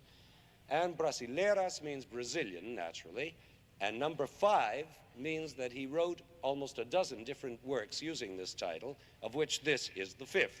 So there you have it, Bachianas Brasileiras No. 5. Now, what is Bach doing in Brazil? Well, that's just the point of this piece, and really the point of all the pieces Villa-Lobos composed. He wanted to bring together his native folklore elements with the great European musical tradition and unify them into a single style of his own, as he does in the very title of this piece, Bachianas Brasileiras. And it's amazing how well he succeeded, as you will hear, especially in the first movement. There are 2 movements to this piece, which, by the way, is written for a soprano voice and an orchestra consisting of nothing but 8 cellos. Now, in the first movement, which is slow and tender, he has the soprano sing a long melodic line without words, just the syllable. He was born in Massachusetts. And underneath, the 8 cellos accompany this Bachian song like one huge guitar. And then comes a short middle part that does have words in Portuguese about the moon. But then the singer goes back to the wordless Bachian melody, only this time, instead of singing she hums it. Altogether, it makes a haunting and unforgettable atmosphere. Then comes the second movement, which is much more Brazilian than Bachian. It's a fast, gay tongue twister that does sound like a native folk dance. And now this difficult and fascinating work will be sung for us by the brilliant Israeli soprano, Netanya Davrat.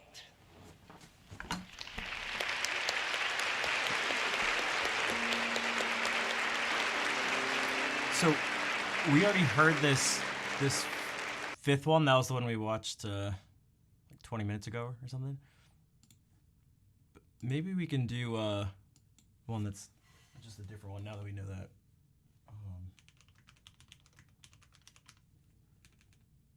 What if we just do the first one?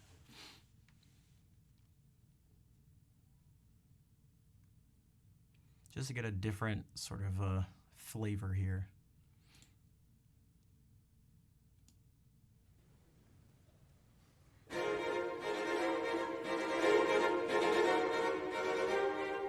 You can already hear that dance stuff.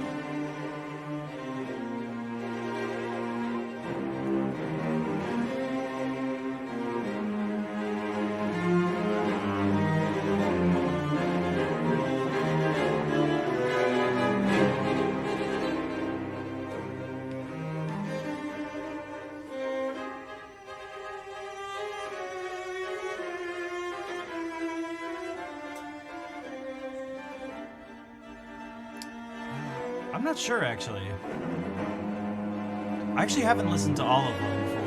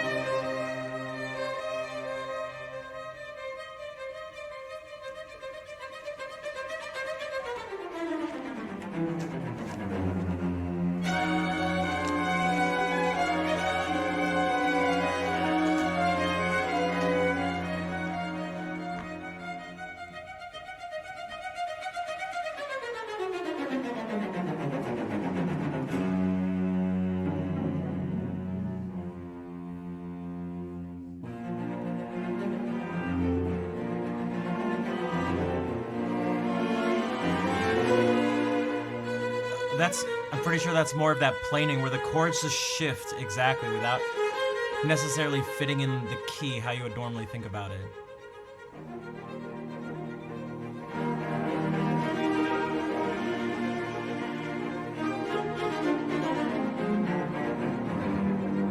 Oh, that is very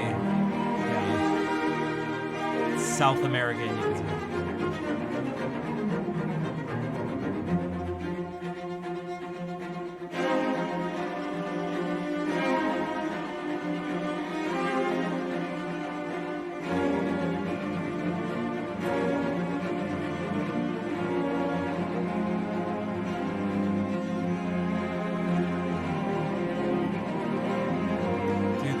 So sick.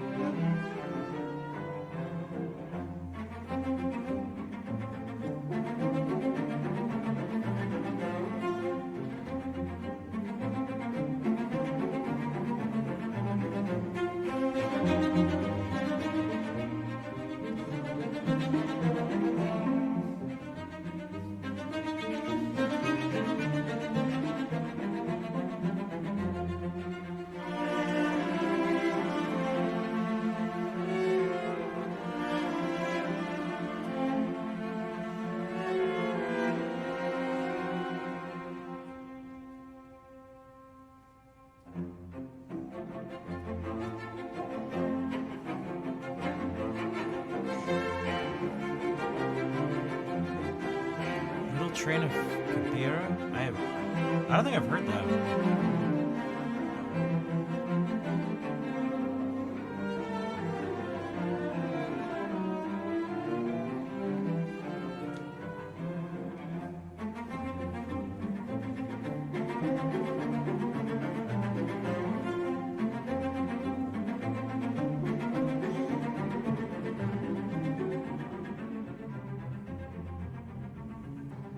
Well, if that part sounds like, because I was gonna say that little thing sounds very fun.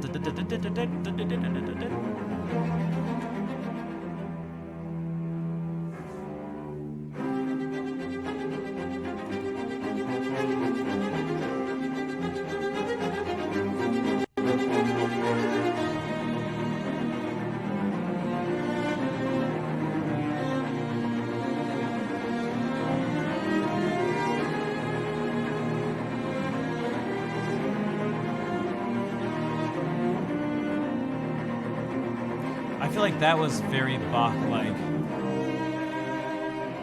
That line.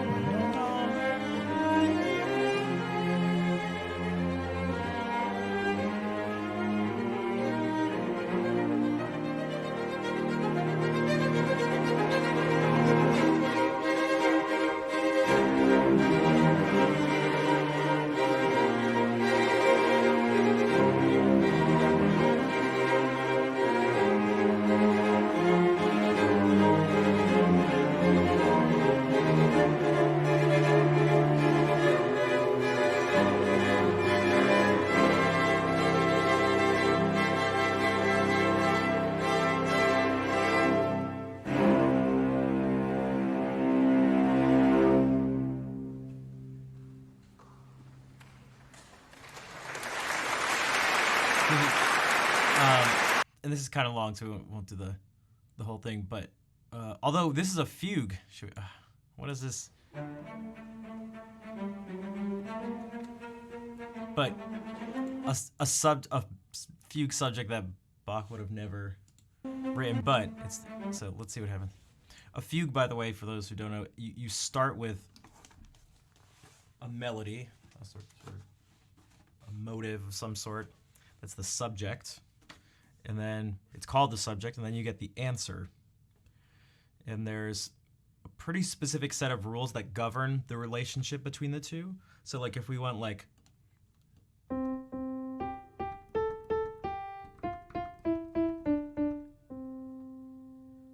there's two different ways to give an answer. So this one starts on C, this green one, and you go up 5 notes. And now you repeat it.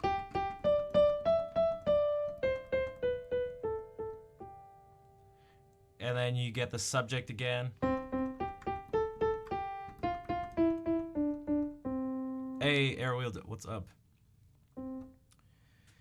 And so this particular, what you call tonic dominant relationship, is pretty crucial to a fugue, although it doesn't always need to be that way, like we have actually in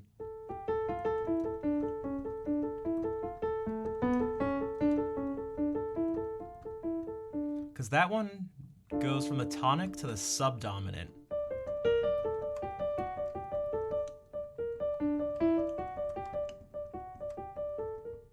Because it should have gone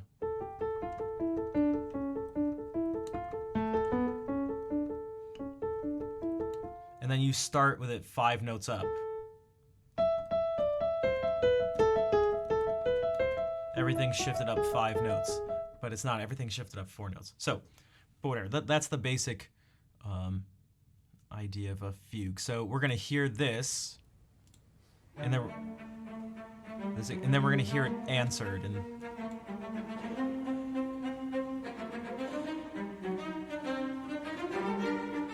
see, this is the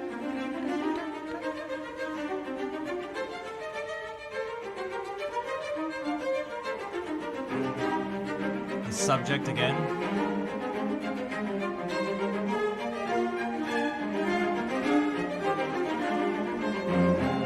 And the answer one more time.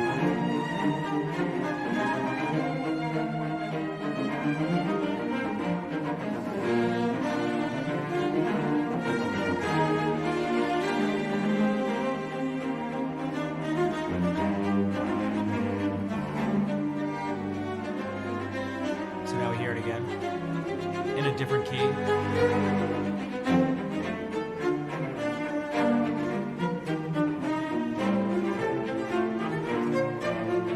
Through his own like little sequence thing.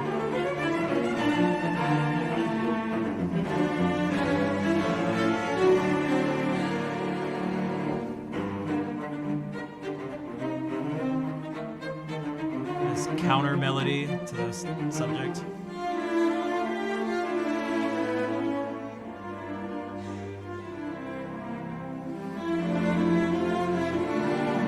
Another sequence here. She uses the modulate. Stretto, which is like layered entrances of the subject.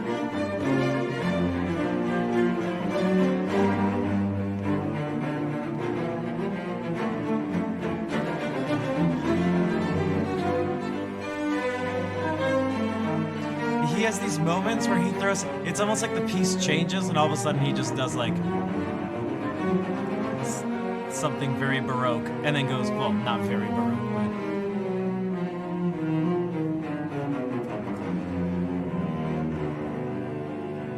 It's like the piece changes for a few seconds, and then he goes back.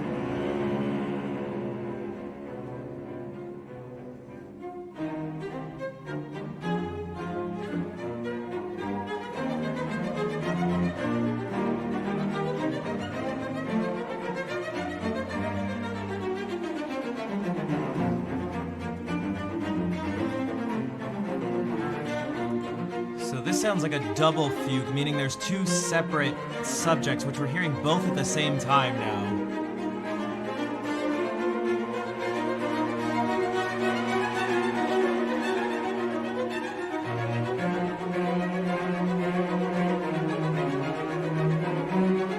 That's one of the subjects.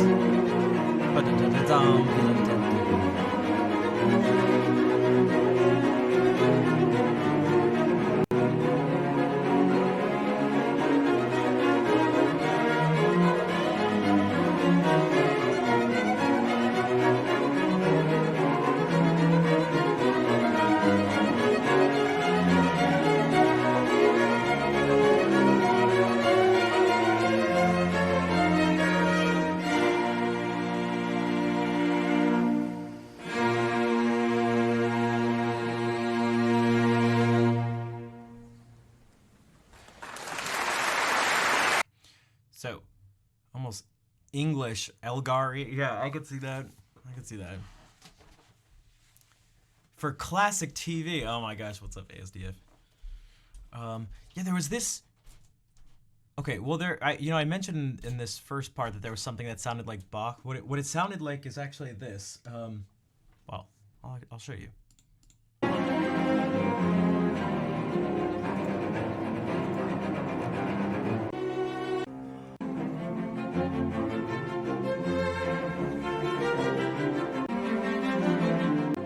Let's see if we can.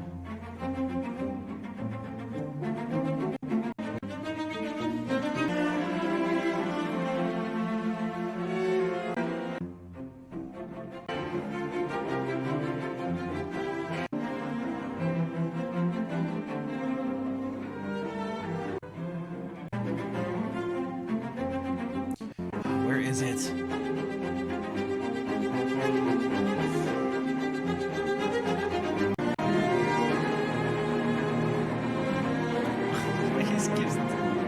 Oh, here, this.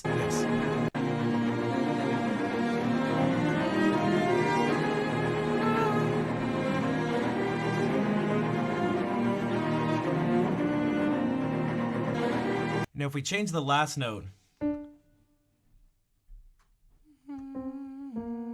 Okay, I thought something seemed strange. All right, they're like not at this pitch.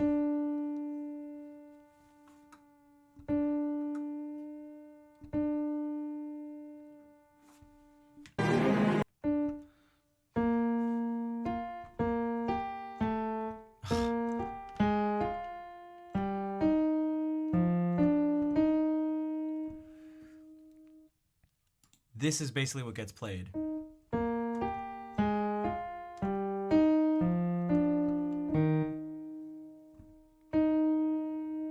And this to me sounds very...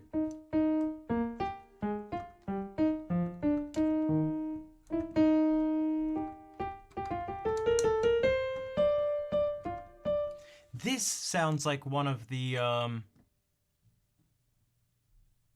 fugues from the Well-Tempered Clavier. Actually, maybe we can listen to the second movement for a second. I think I can find it.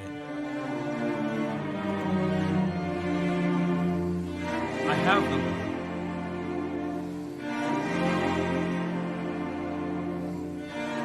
And there's this like index thing at the beginning of one of the versions I have that shows the subject.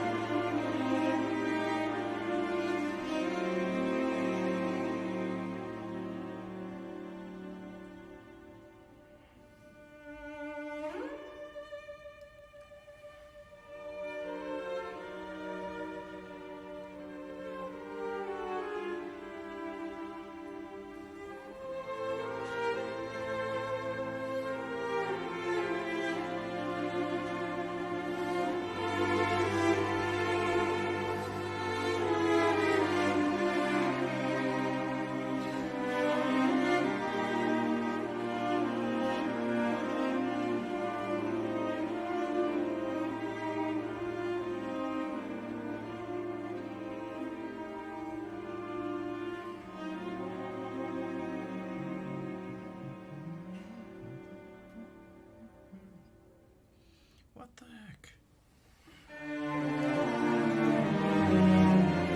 Can't find it.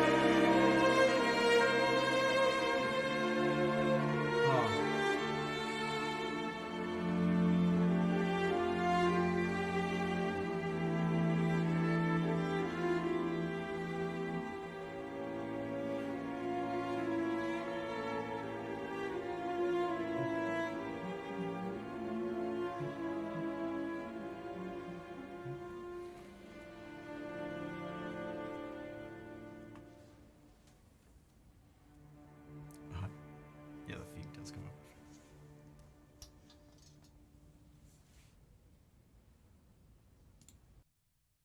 Dude, so many. I'm actually gonna have to go back and I'm gonna have to like. I want to take some of those chords. Is basically what I'm saying, or what I was trying to say.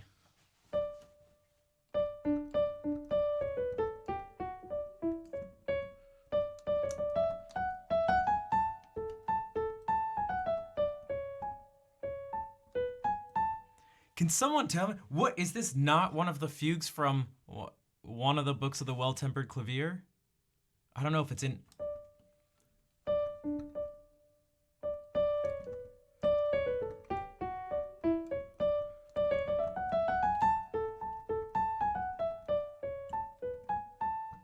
Did I just make it up? Am I just making it up? Because I know I've heard that before. Is that something like does anybody just happen to know what? But yeah, doesn't that make you wanna bounce to?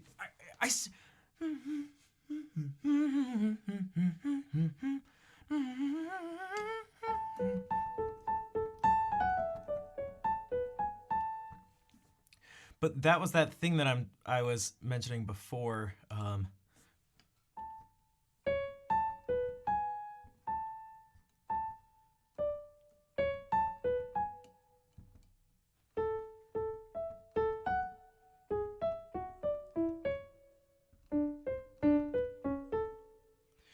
And having that jumping around, it's just actually just playing these chords.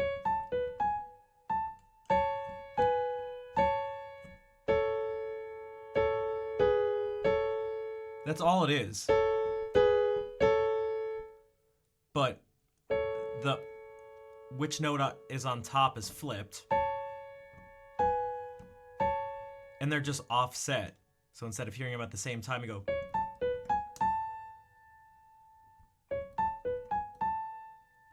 It's another example of just like, you can just take something that simple and turn it into.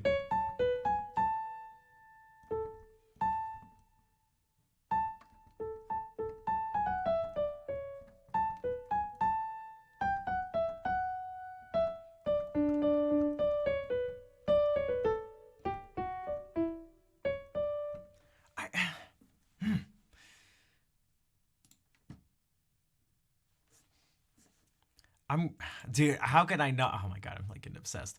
Whatever. This is another, actually I should look. It's the first thing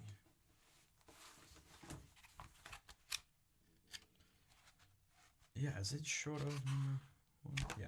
This one's like a very popular piece of his.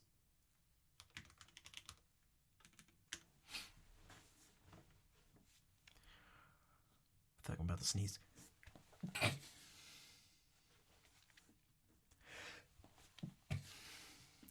We can do our buddy Julian Bream.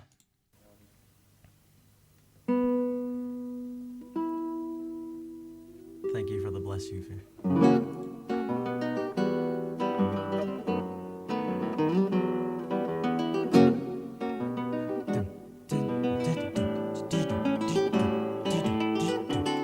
It has that clave thing of do do do do do do do do do do do do do do is what's essentially accented here.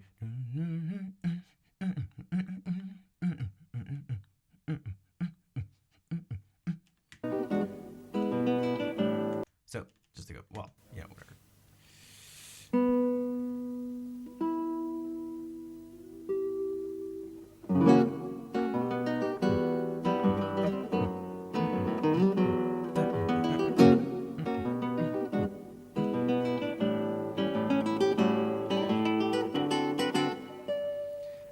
Oh my god, Caps. I never know. I think he just has the one, this light, like the light blue suit jacket. Or suit engine. Repeats.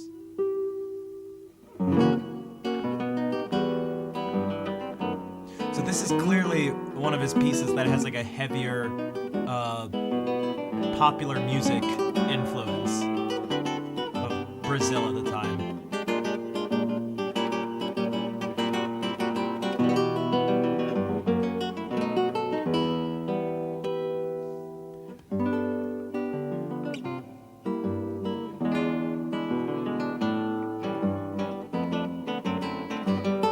That feels like very, it's always felt very like American, that progression. There's one that's even, right?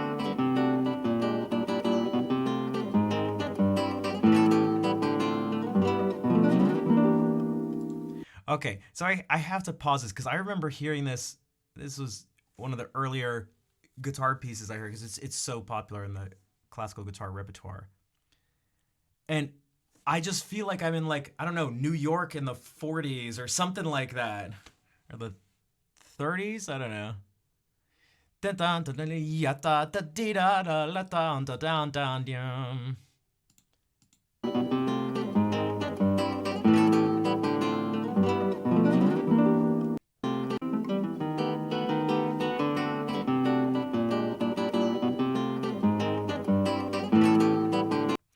What we're getting is also he really likes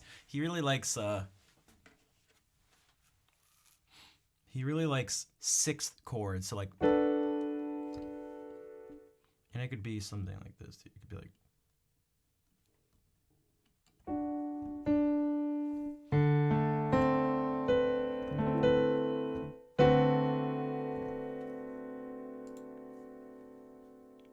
so instead of just have just a dominant seventh chord, you add the sixth note up from where you're starting. 1, 2, 3, 4, 5, 6. And just to put it.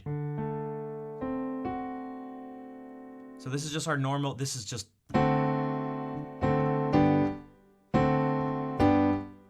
Right? Nothing special about that. But if you just add in this one note.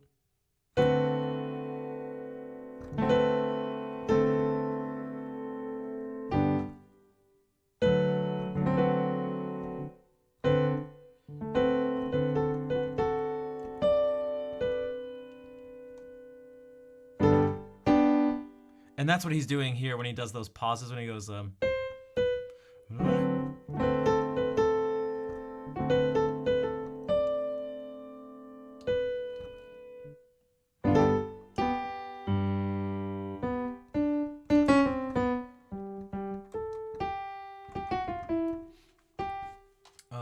But then there's this thing. So I actually want to.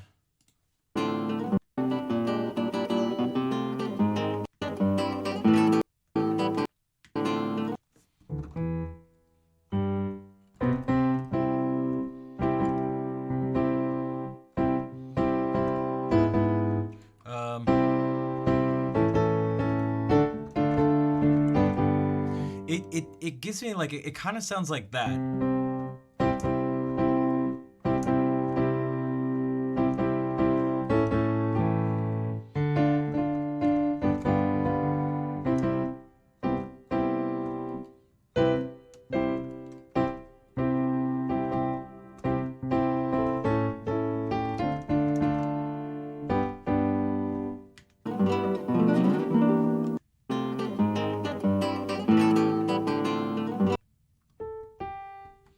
But with like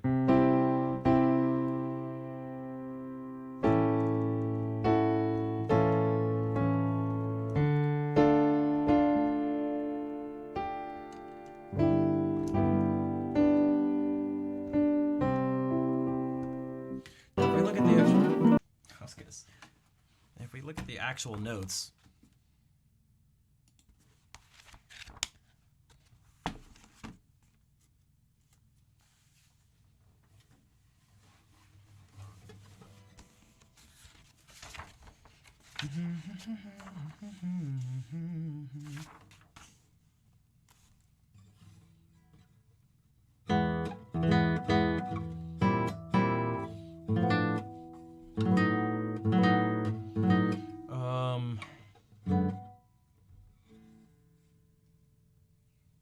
where is it though? Where is it?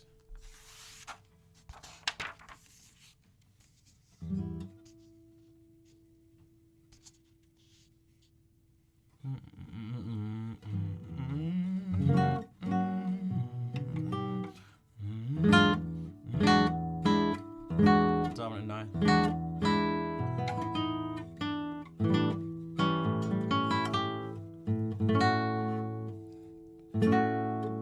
13.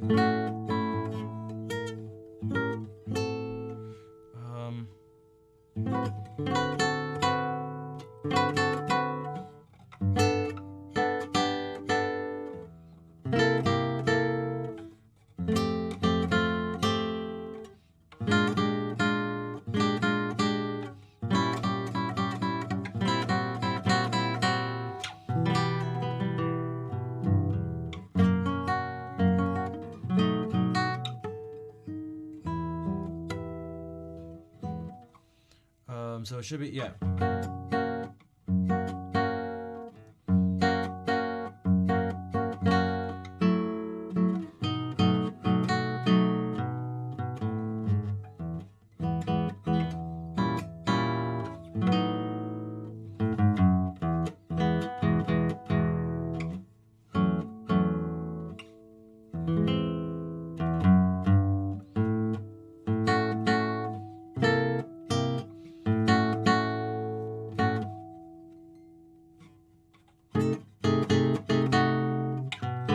Here it is. I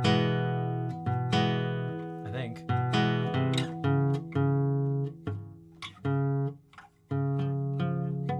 Or maybe not.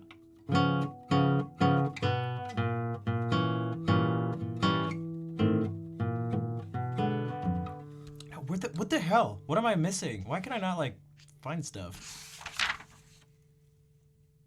It has to be. One second. Although I guess if it's...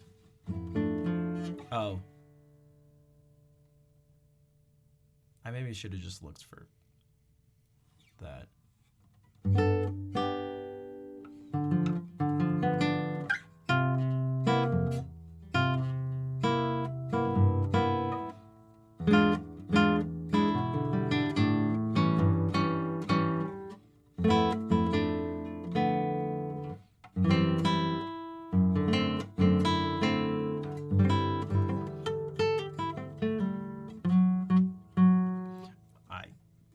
His hands.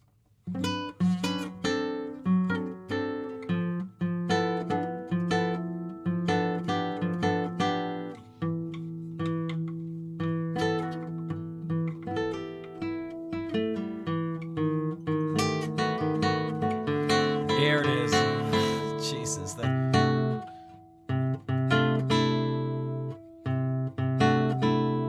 Yeah.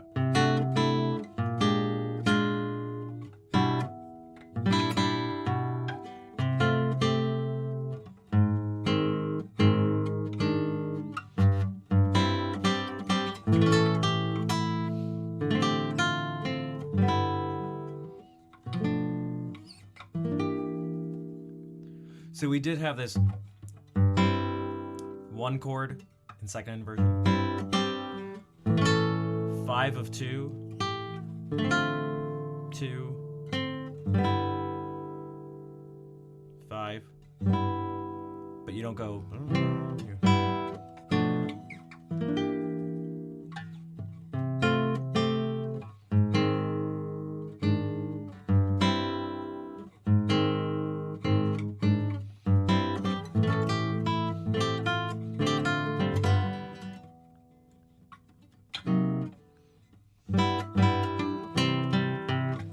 Do you guys know what I'm saying? That I know that took a long.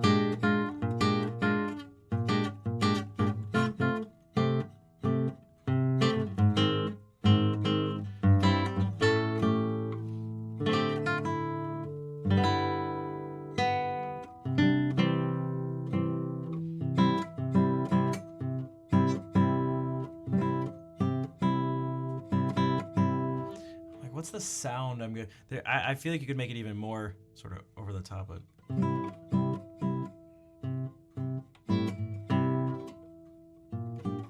Whatever.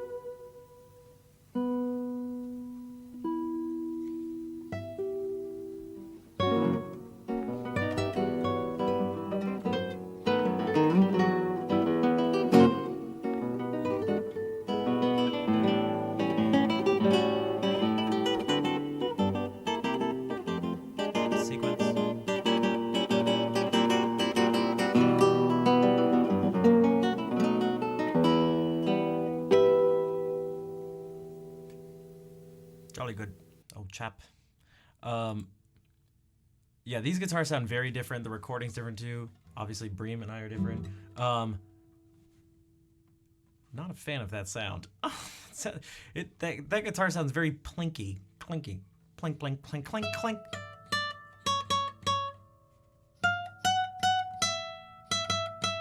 Very clinky, plinky. What's the word?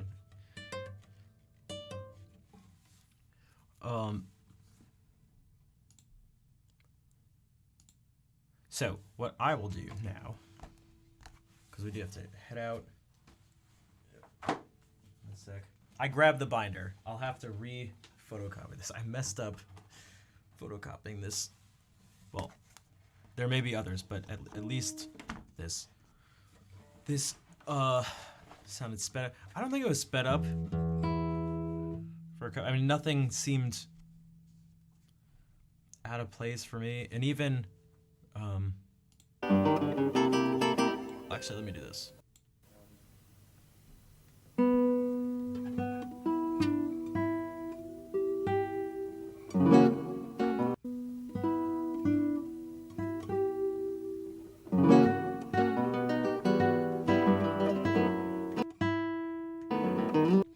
If anything, so his guitar, it's like slightly flat.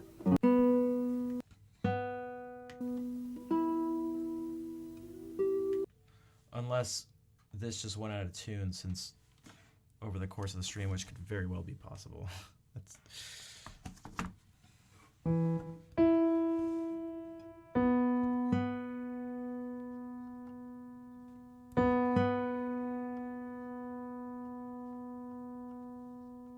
I don't know why I'm tuning to this. There's the notes themselves have fluctuations in the, like they have beats in them.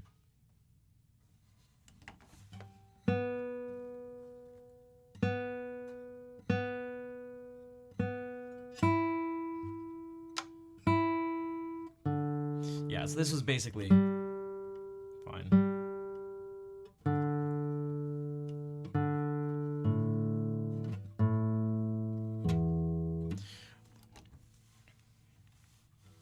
Yeah, because it would look weird, and again, so now that my guitar is tuned, we can go. Yeah, it's like it's flat, but that could be the recording to sort of, yeah.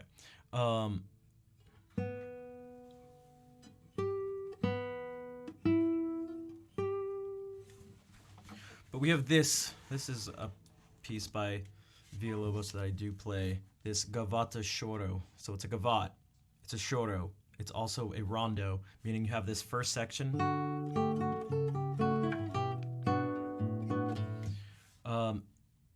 That you come back to that after every section. So you could call this the A section. Then there's a B section.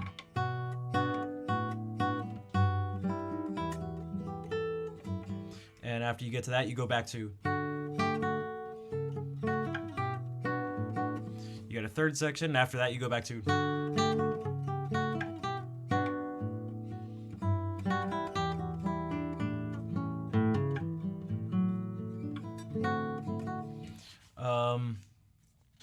And to me, this has always felt like, I don't know, I feel like I'm in a town, especially this. I don't know, a town in an RPG or something. I feel like I'm walking through a town or something. Like, I think that emote works well, that Fair just used, like. Now, there is this one thing here for a second. If I'm going to do this.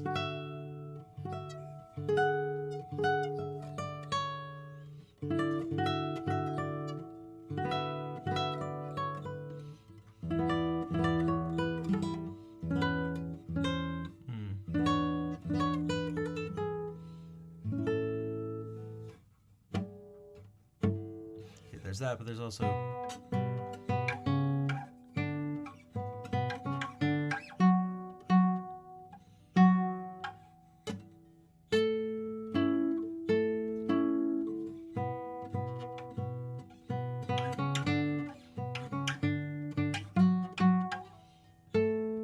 All right, whatever. I'm just gonna play it.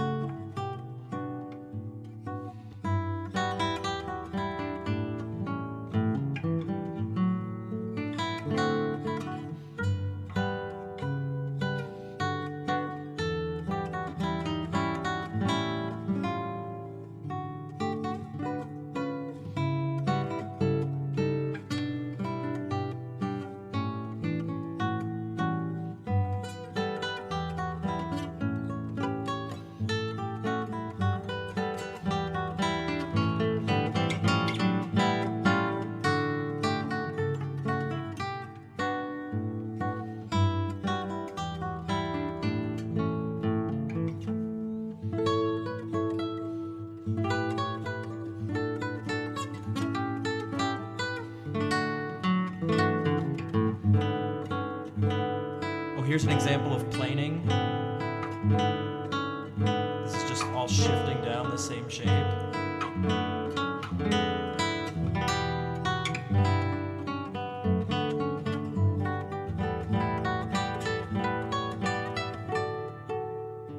Second section.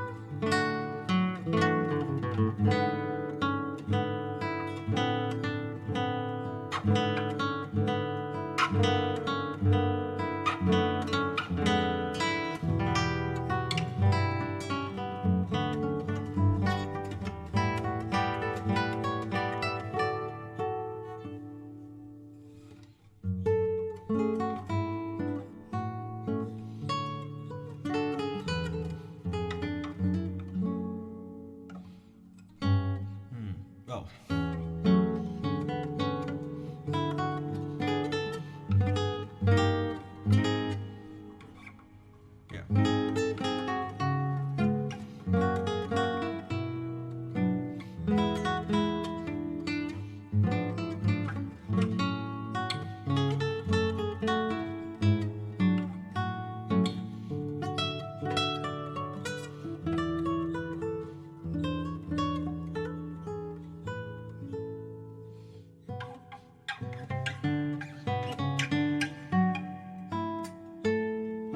After all that.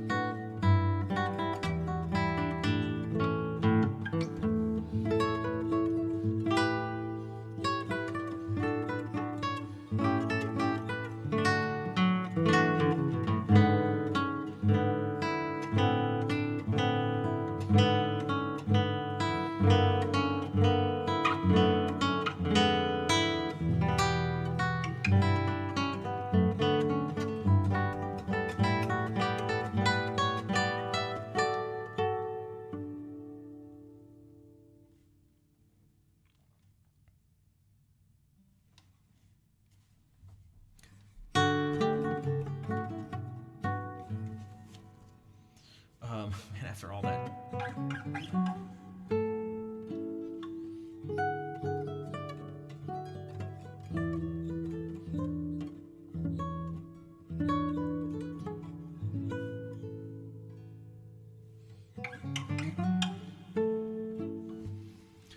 Thanks for the clap. So yeah, I don't play that one as often as I used to.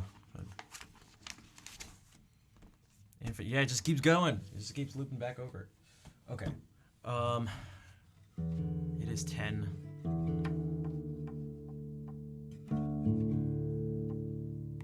It's time for the ending song. But thank you all for being here and let me share this with you. The usual call, the donation basket goes around if you'd like to help support the stream and content, I guess you could say content like this, the music, looking into composers and games and theory and history stuff and all that. Subscriptions are super helpful.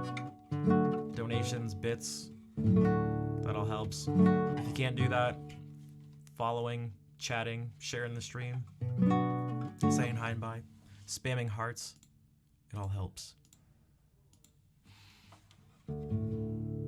Speaking of, Seth, thank you for the 6-month resub. Thank you for helping support the stream.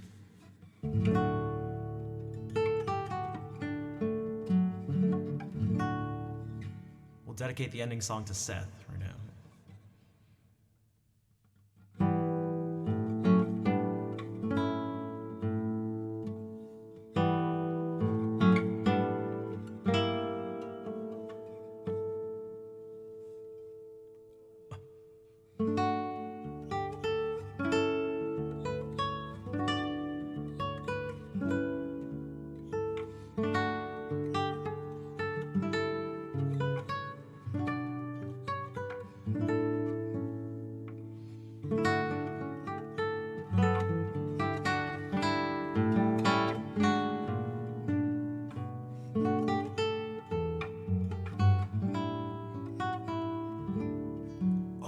Shit. Oh, shit.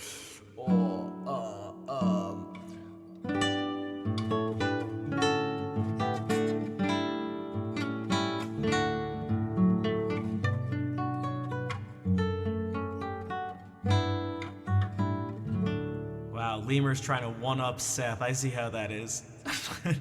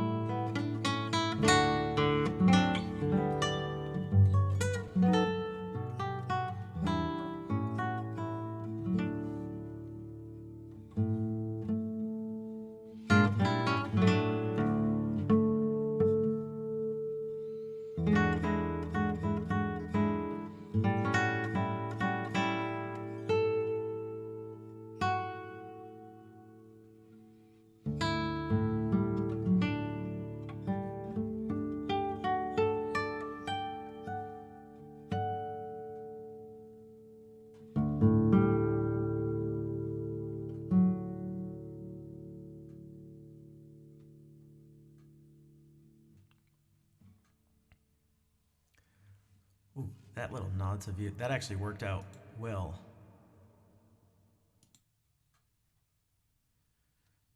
For those who don't know, if I can, with this ending part, because we do this same song, it's been years now, every single stream we end with it, and this last part, I always try to, if I can, tie it into anything that was particularly special about the stream. So, you know, today obviously it was Vila Lobos, so it was like I picked that pattern that he likes. The 16th note, 8th note, 16th. Da da da da da da da da. And those are those dominant chords with a 13th on it.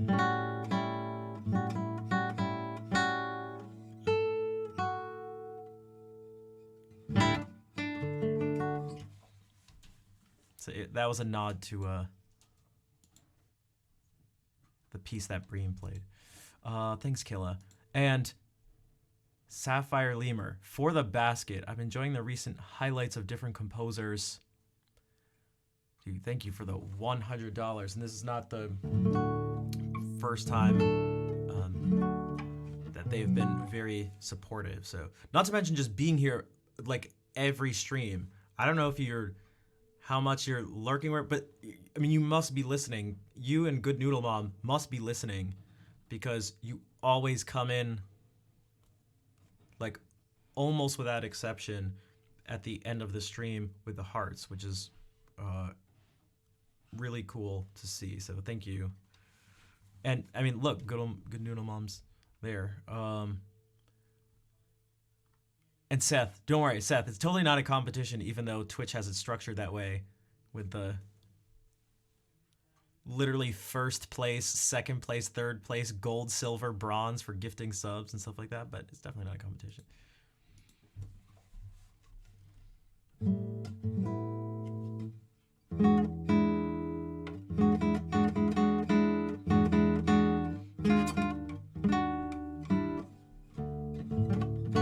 Velo, hello. You are very welcome. Thank you for being here. See, stuff like that, that's stuff too, like just saying hi to people, saying hello. Which is why Fair is a legend. She's a star. She's a star. You're a star, kid.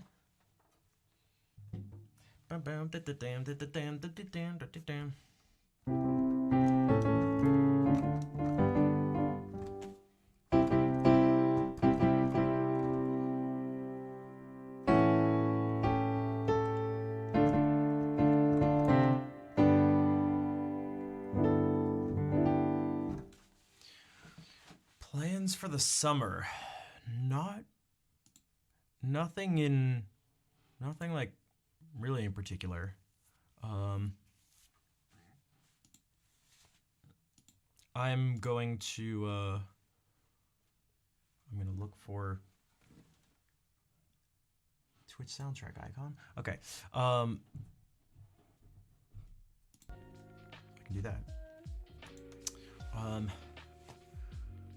I'm trying to do like one thing at a time, even though I feel like life is going faster than that. This is life, and this is me taking one step at a time, and this is life. It's like, oh shit, come back. Oh my goodness gracious. What's up, Jess? Encore. Oh my gosh, that would have made it better if we actually if that was actually the ending song, if we did that.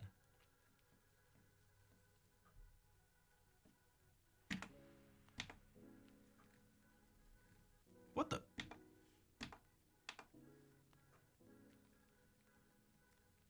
Oh, there's a couple different ways you could do it. Alvartum, maybe say that. Thank you for the follow and welcome in. I'm not alone. Yeah, who else feels like taking it one step at a time is not enough steps at a time?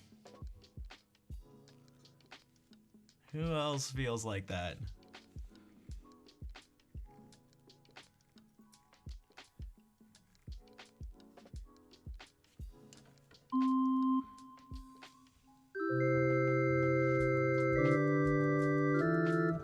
I want to do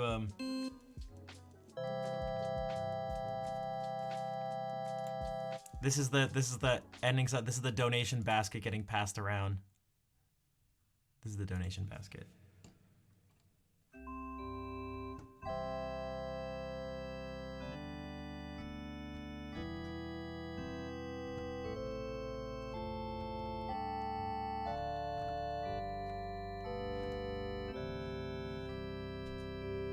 I want to.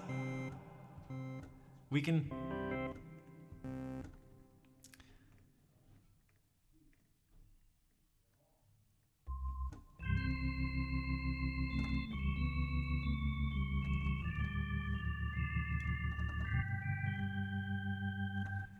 Oh, was this?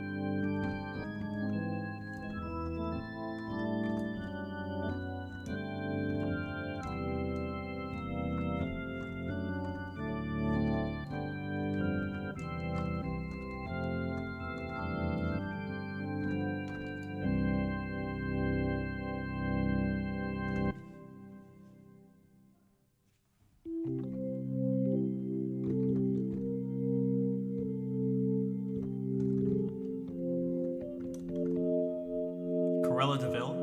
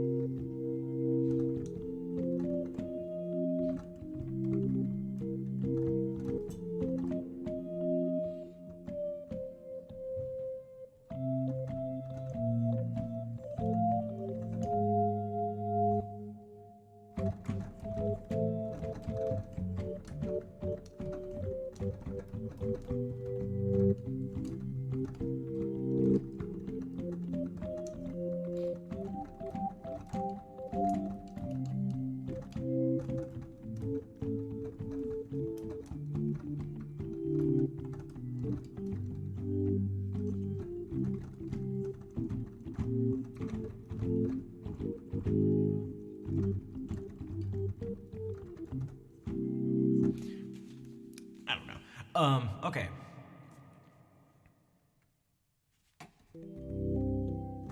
I just want to do more basket music.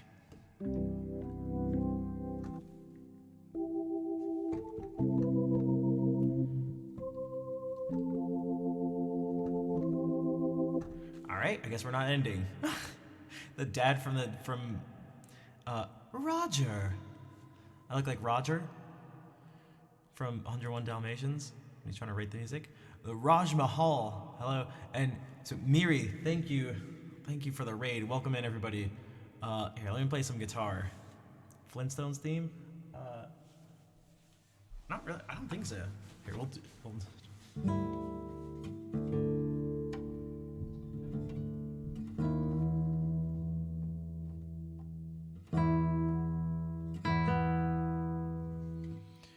You know what? We're gonna play Bach. That's what we're gonna do.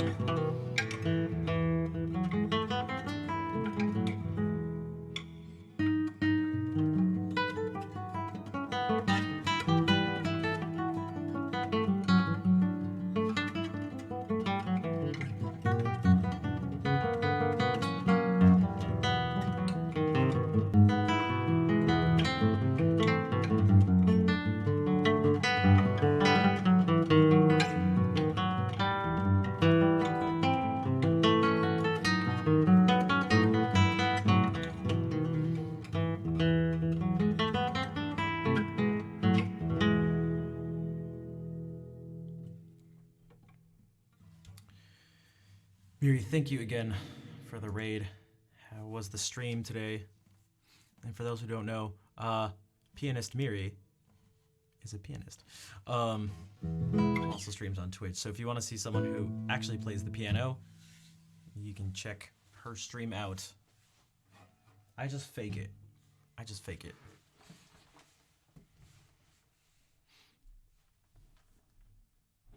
Speaking of, maybe I can fake it for a bit. Although I am trying to, I just started to actually try to like learn, but in my way. So actually, what's right in front of me? How many more times can I say actually? This is the Well-Tempered Clavier. You know, has that, you know, starting with. Not the sound I thought was gonna come out. I forgot we were in church right before the raid. I really love. I really, really love Bach. So first of all, he's sitting on the table over there. This is part of it. I have both books of the Well-Tempered Clavier. I'm not gonna be able to get through all this stuff, but I just want to like read and get to know his keyboard music better, because you only get so much of it on the guitar. But I love these pieces, so it's like the two books of the Well-Tempered Clavier, The Art of Fugue I have in the score form, and also what's his name? I think Czerny, because he has an edition of everything. These are both his editions here. There's also the Goldberg Variations, the Musical Offering, which kind of works, at least the Reacher cars that are in it, where we can go like.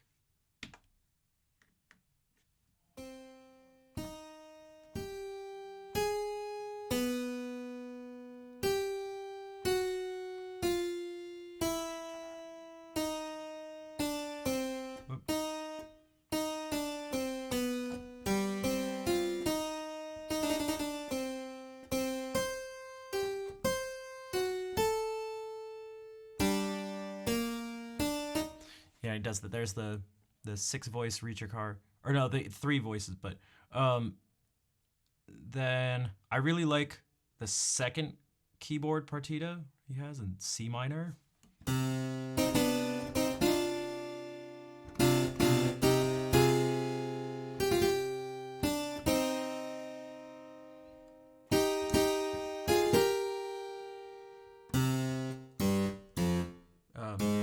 How does it go?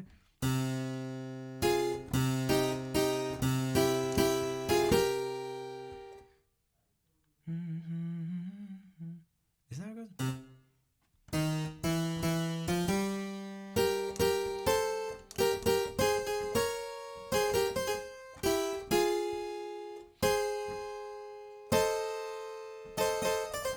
But yeah, and there's some other things. But I really want to learn, and I've been doing this this sort of deep dive, like very particular deep dive into his music. So I am very nerdy when it comes to music a lot of the time. His main instrument, organ, you'd say, yeah. But I mean, keyboard and like keyboard. So I have this document that started very small to help out a friend about a year ago, just with a couple ideas to help them with improvising, and it turned into this, you know, whether it's like sets of some ideas around it, almost like philosophical stuff, how to start out, just some ideas to get, this is what originally started, these ideas to sort of like, to help if you feel like you're stuck in a rut, different exercises, different sort of patterns that I found in music, just random stuff I didn't know where else to put. Things like, I don't know, this is about augmented 6 chords and their relationship to tritone substitutions. But the reason I bring this up, here's some modulations, is this section on Bach that I've been putting together. So this is all Bach right here. And all, not the teaching thing. Okay, so and then your friend never read it. No, we talked about, well, again, it was much smaller, and this stuff was just, this stuff has become more for me. But there's, so it's things like this. These little, also Hey Home Beer.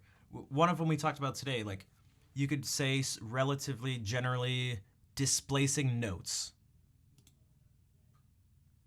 in an otherwise simple passage. Like if you were to do this. Okay, that, right, that doesn't sound like Bach or anything. That doesn't sound like anybody, right? That's just like.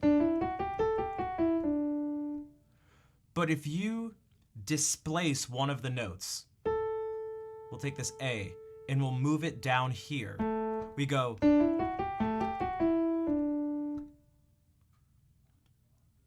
And all of a sudden it's becoming something.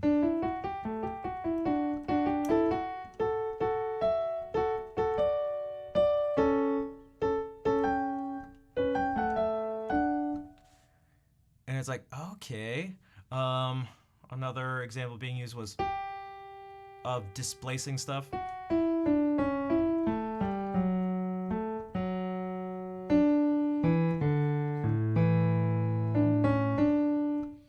Instead of going something like that, you can go.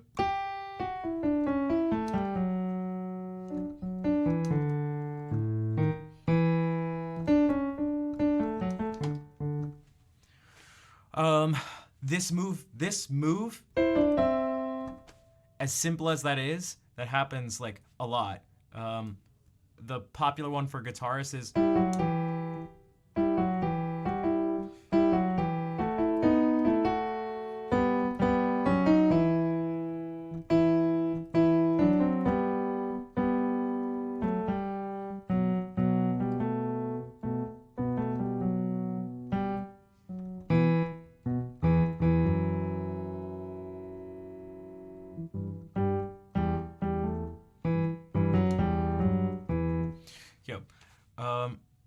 So it's these type of different bass motions. For instance, see, you go like.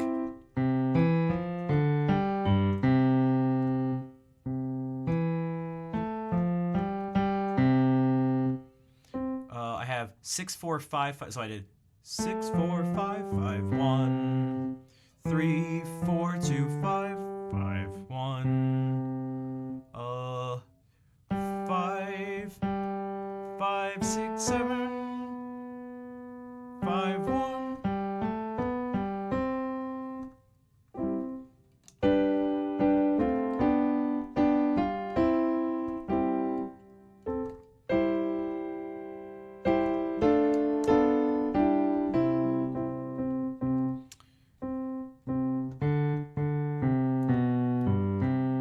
These little patterns.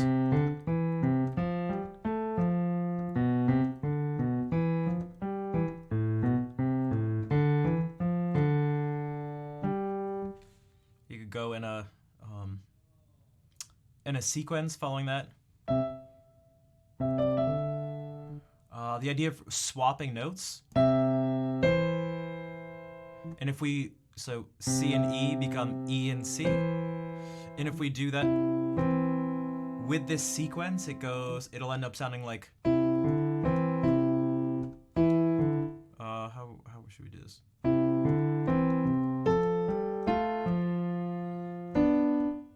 I should separate, I knew I should.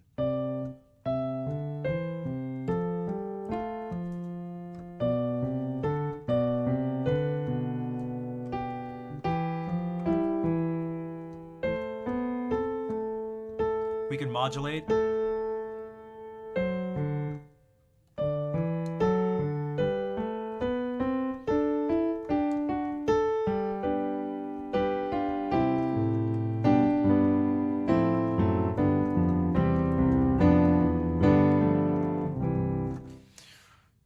So, yeah, that's it.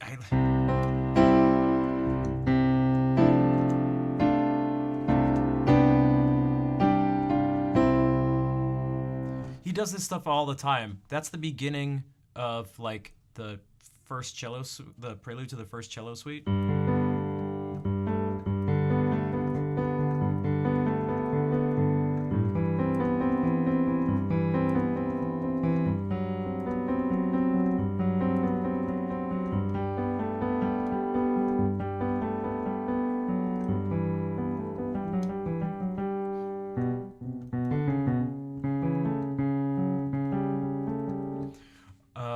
Right, it's just these chords.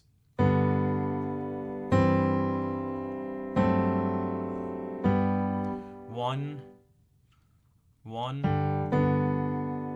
4, 5, 7, 1. Just like the beginning of this prelude that I had mentioned.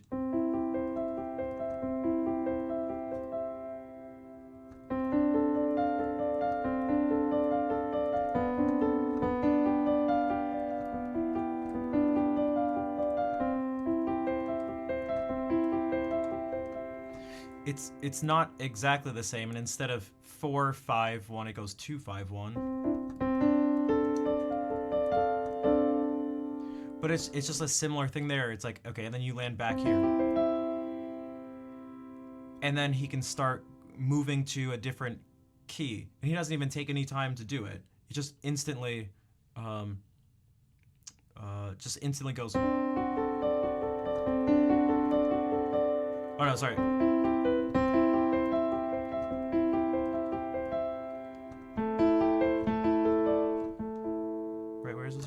I was doing it by ear before, but I actually have the music in front of me. So if we go...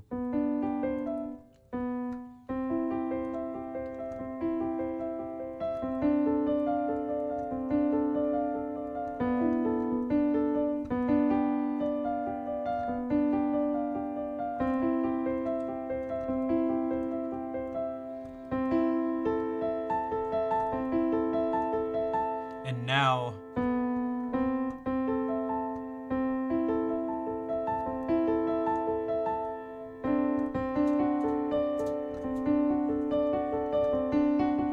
introducing the F sharp, so we're making our way to G major. And this is another pattern he does, another thing. Whenever you want to modulate, the first time you hear the chord that is the new key, the tonic of the new key, you hear it in first inversion. So we're going to G major, so we want to hear G have a B in the bass the first time we hear it. And it goes like this.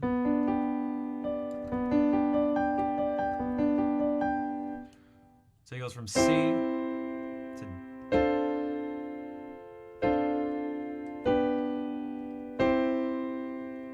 kind of A minor, so it's like almost like the 5 of our 5 of 5.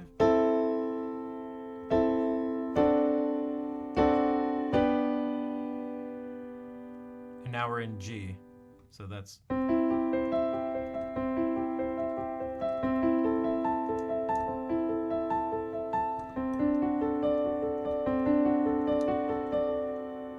then what is happening here? And then this is cool. Oh, this reminds me of the Villalobos stuff we were talking about before. This, remember?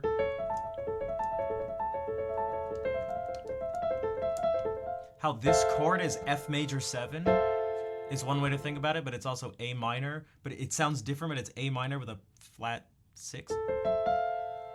That's the same thing with this. This is C major 7. But because this B is in the bass, it's totally different. Like imagine if he wrote this instead, if he went...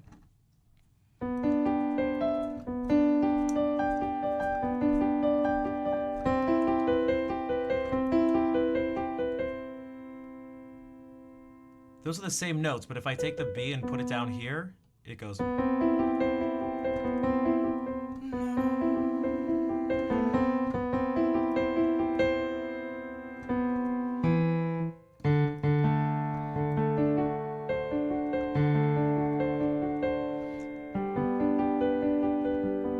now we're really in G, but the moment we do that, all of a sudden we're moving to D minor. How do we know? Because there's a B flat and a C sharp. It just screams D minor. And nothing screams D minor more than those two notes. And what do you know it?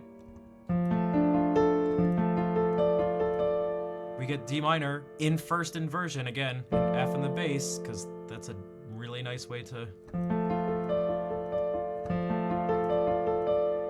smooth out your modulations. Does the same thing here, kind of the same thing, because it goes.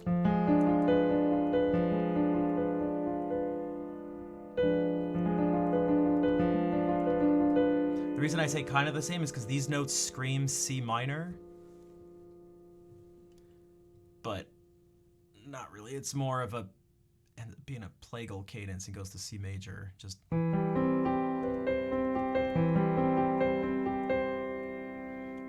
Does this same thing here. That thing. Instead of F major 7 like this, the 7th is in the bass.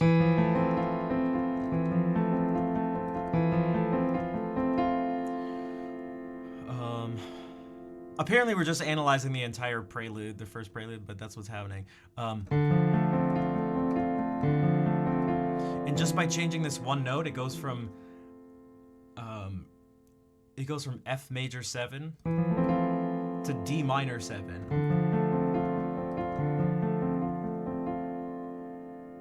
In root position. And where are we here? So it's like a 2-5. We're gonna do a 2-5-1 in C major because classical musicians have been doing 2-5-1 since before all those jazz cats were born.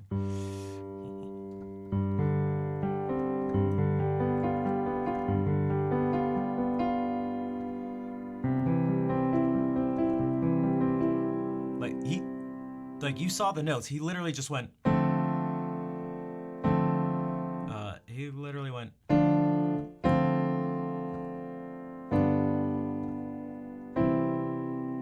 Two.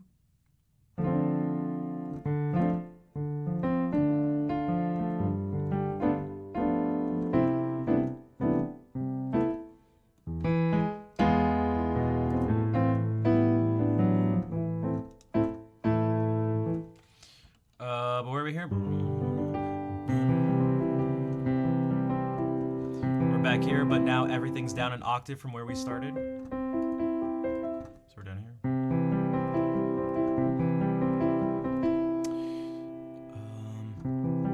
We're 3/4 of the way through a piece by Bach, so this is when things get the coolest and the funkiest harmonically, almost without exception. So what does that look like here? Okay, C becomes C7, it's 5 of 4. So we're gonna get F, major 7,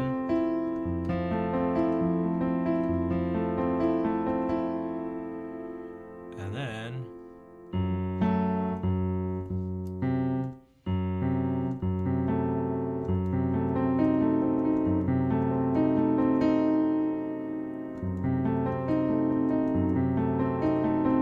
this could have gone to like, we have the E flat here now, so it feels like it's gonna go to C minor. And so what do we have?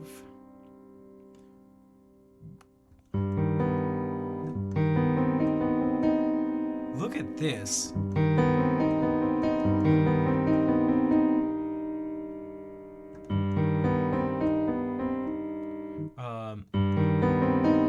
So it's C minor.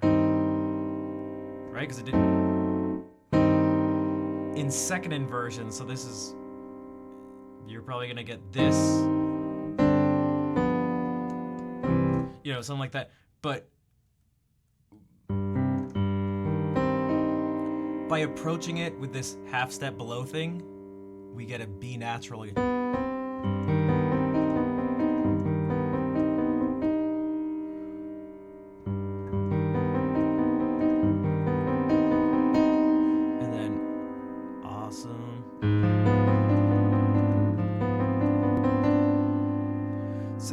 Again, this is Now,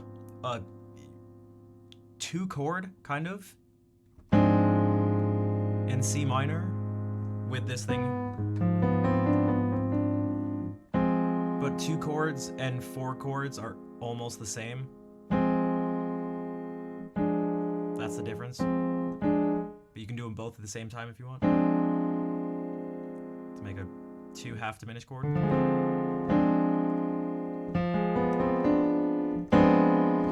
Which is what we have here.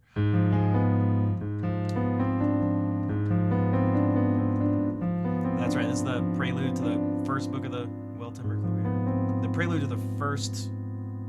It's the first prelude of the first book, the Well-Timbered Clavier.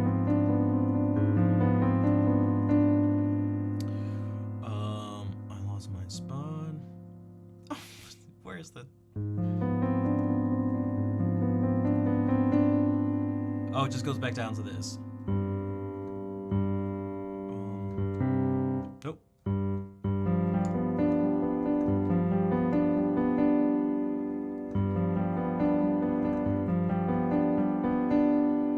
Are we gonna make our way back to C? Ah, okay.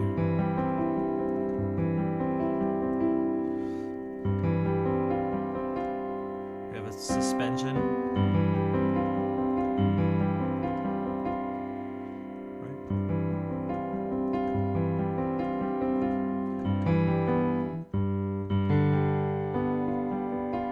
Oh, sorry.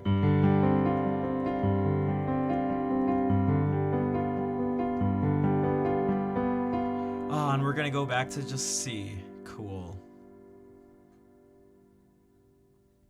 Did I trick you?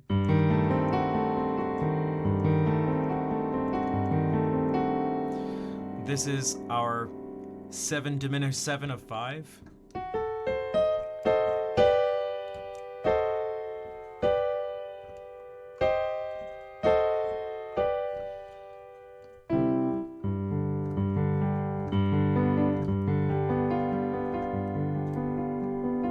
It's nice because this stays in the bass too, which I like. Like this, so to me this feels like it was about to settle down. We had, oh my gosh, we're just being set up perfectly.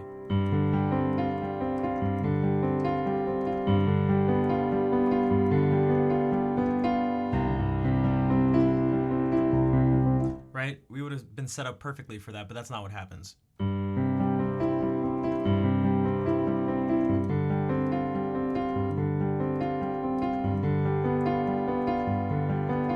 It grows.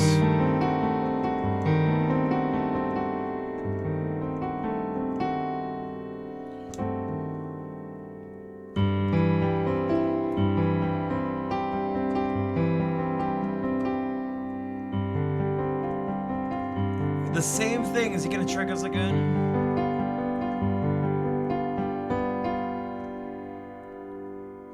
Ah, no, he didn't trick us. Okay, cool. Wait a second. We don't even get to hear C major. It just instantly becomes a 5 of 4. It's moving towards F.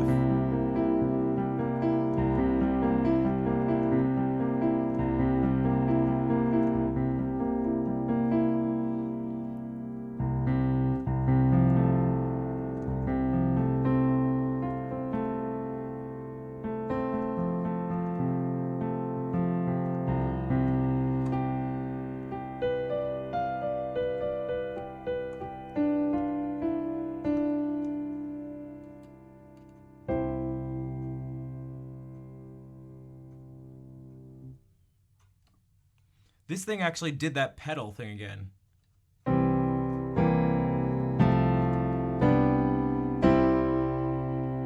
So instead of doing it at the beginning, like that, we have a 1 chord, although moving to a 4 chord just over the C pedal, a 5 chord over the C pedal, and then our 1 chord.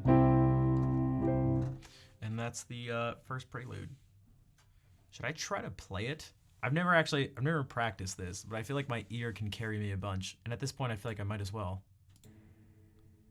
Don't judge me, I'm not a piano player.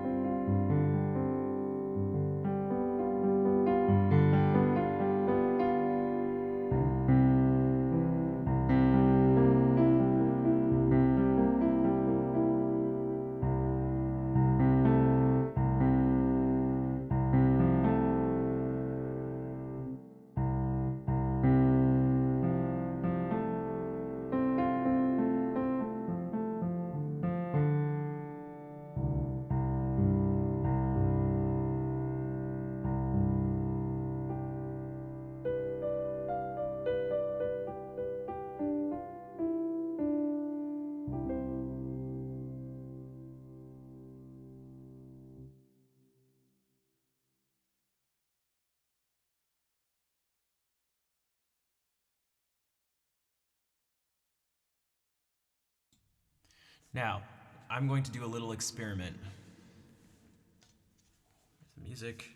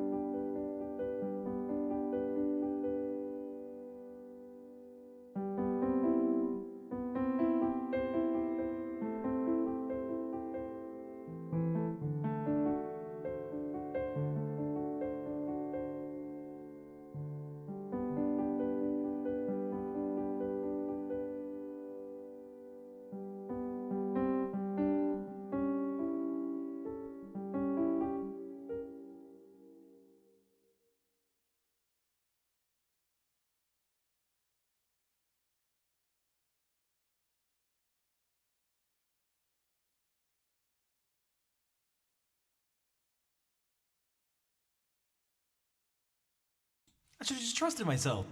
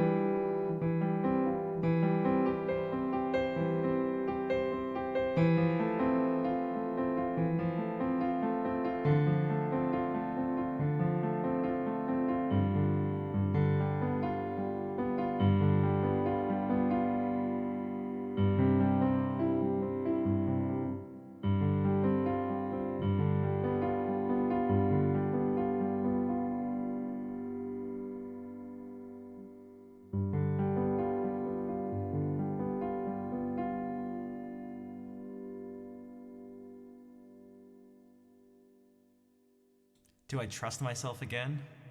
Kiana, what's up? Alright, so the D minor in first inversion.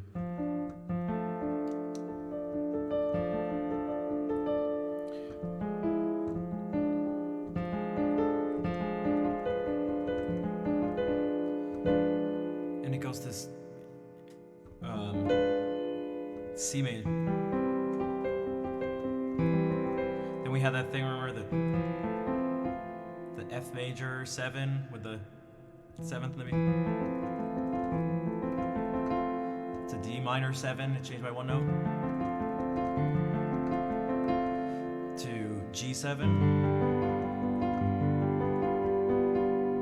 Oh, and then I said, remember, C major, but now it's the original thing, but down an octave.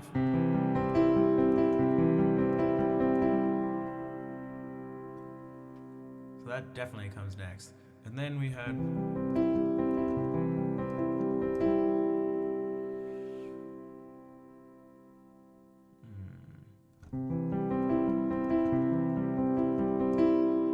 Now, is this where we went to F by going...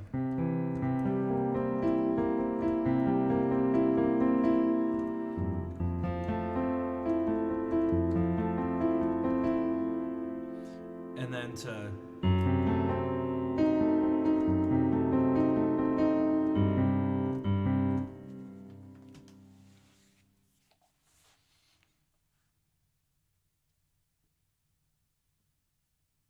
It is. Okay.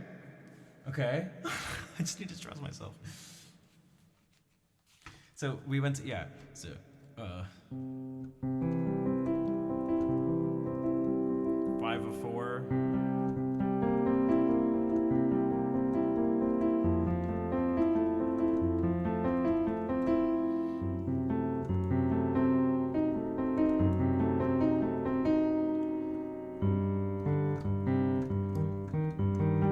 And is this thing? Is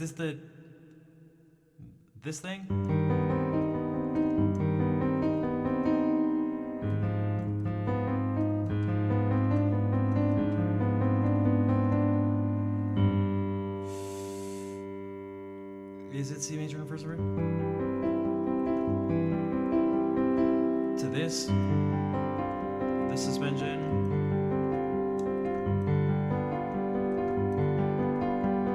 And then we get jebaited to, that's right.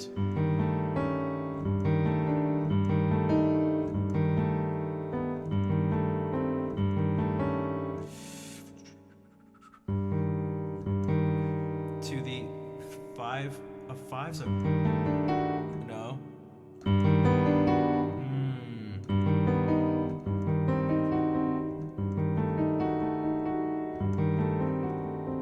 Oh, okay. So,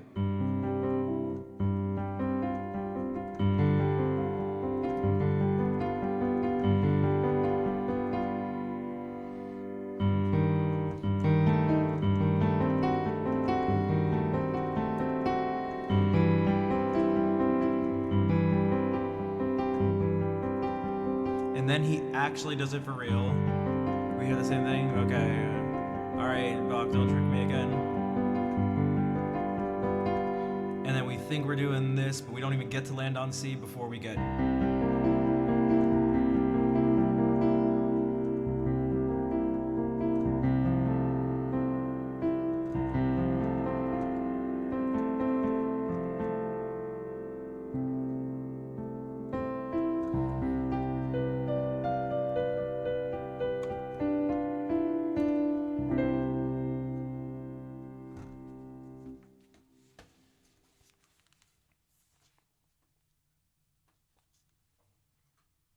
So let me see if that was right.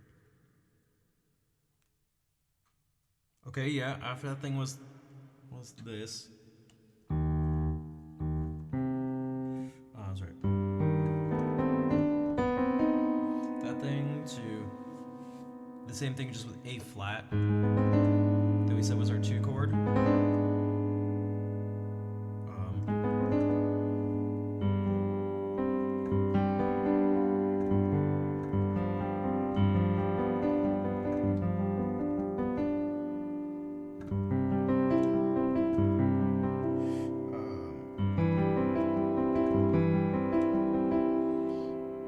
yeah, to this thing, to then the suspension thing. Whoops.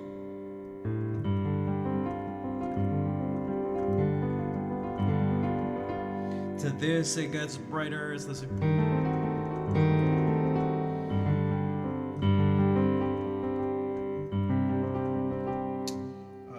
Whoops.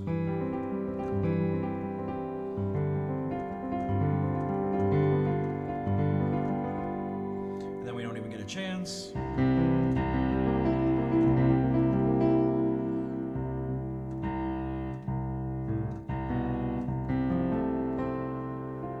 Oh, I played this. No, I didn't. No, I didn't do it. This is what I didn't play. I forgot to do that.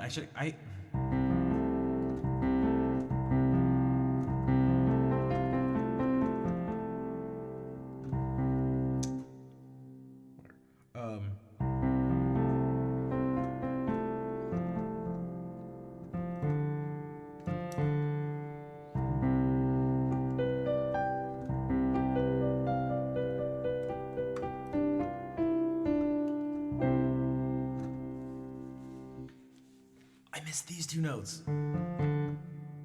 Well, technically 4, but it's 2 D's and F's. Okay, so why did I do that?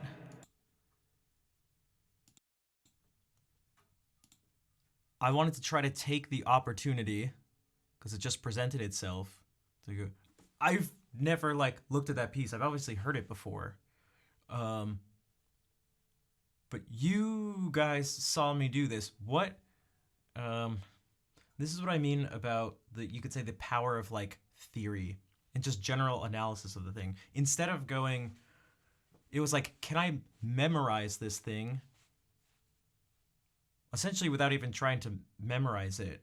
It's like, can I actually learn it and understand the thing? So I only noticed it afterwards, like, okay, hold on. I just went through the entire piece. We just analyzed it.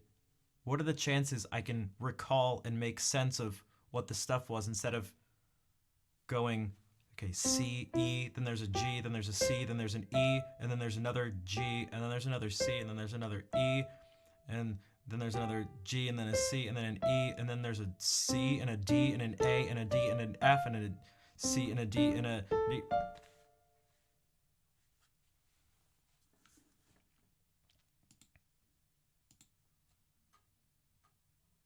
I should have just trusted myself.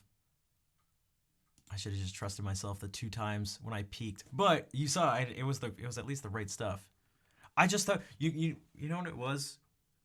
I think the reason I second guessed myself is because I felt like those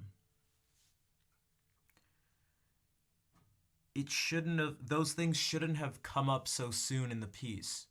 I mean, obviously they should have, because that's the piece and that's when they come up. But spending so much time, it was like, oh, we already got to this. We already got to the G major part, and now we're already gonna do the thing where we go to D minor.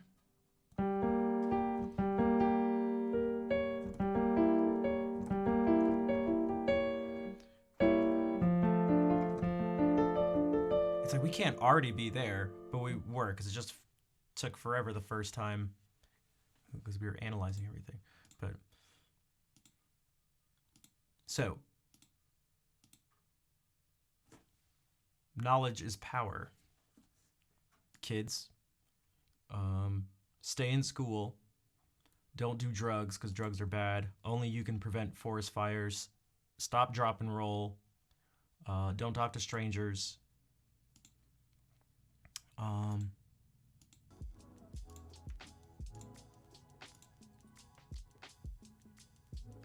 gonna rate someone. See, Fair's taking notes. See, you know what? All right, don't get mad. Don't say I didn't tell you.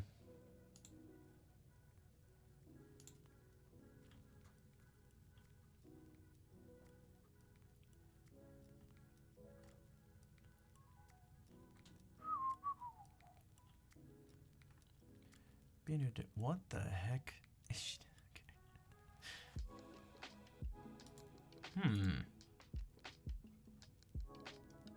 Mitch?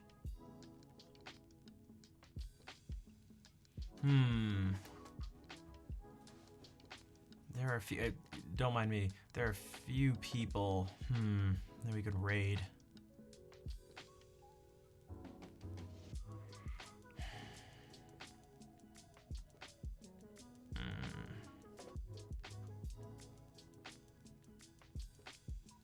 Oh my god! I thought I was at the end. Okay.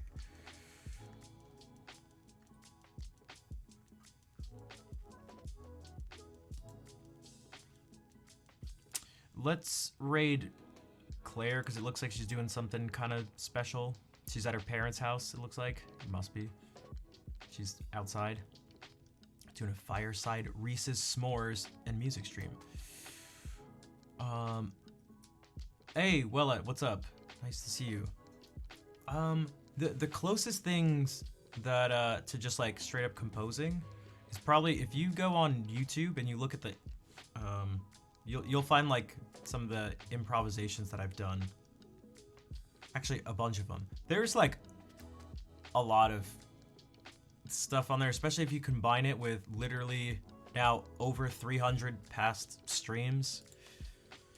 Oh, speaking of going back to the question from like an hour ago, stuff for the summer. I need to get back into the swing of uploading stuff. I also need to finish the stupid album. I recorded all that music. I just need to, oh my god. Everything's been crazy. Oh man, the past 5 months have been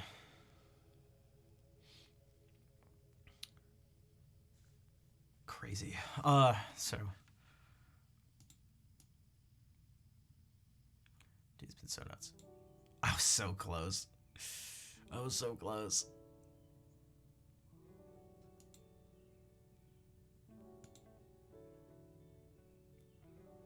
Okay, sorry, I'm like in distracted. Okay, we're gonna go.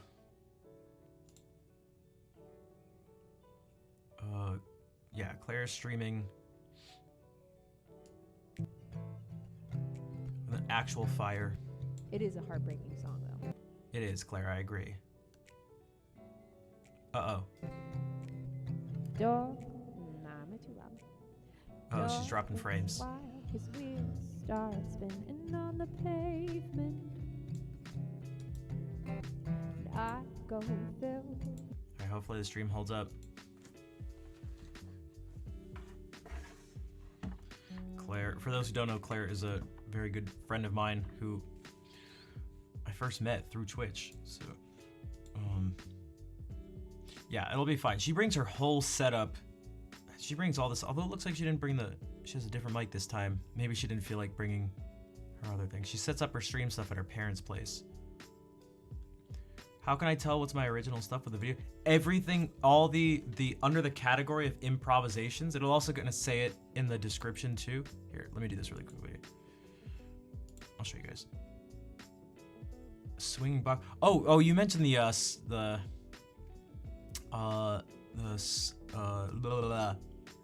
Swingle Singers.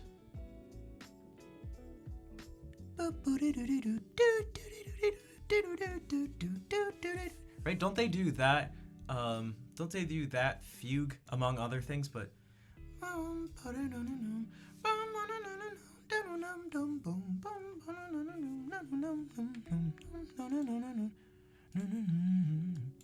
getting so distracted. The G minor one?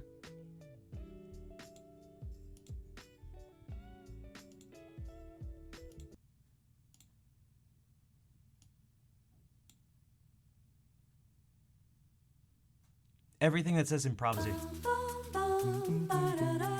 Hey, not that one. I want the other G minor. Is it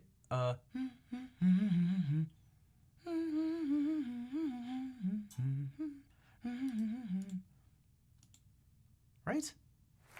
I swear that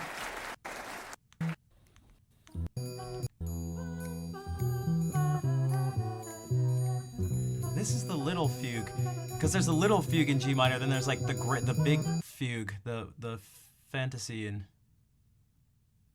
I swear they have a version of it. Guys, am I crazy?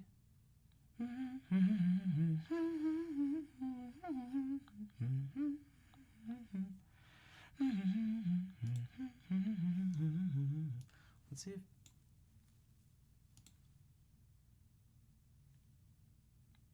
Or am I thinking of a different group? One second.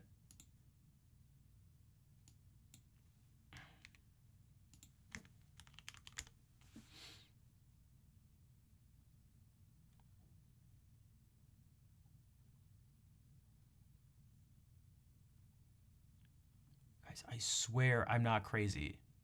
I swear. What the... Alright, good night, good noon, Mom. Thanks for hanging out. Thanks for the hearts at the end of the stream. I'll have to look for it later. Yo, salut, Tengi. I swear, dude, what? This is not it. Oh.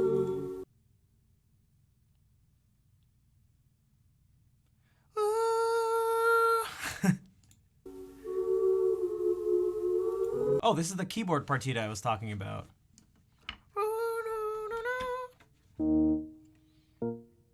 But it's like... What the...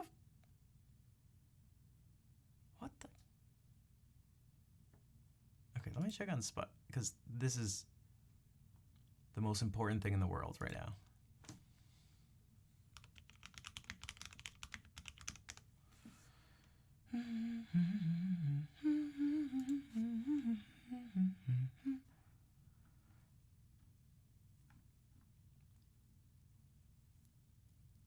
Why?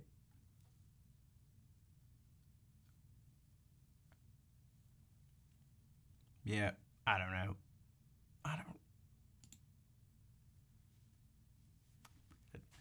If I find it later, I'll find it, but I can like literally, I can hear it.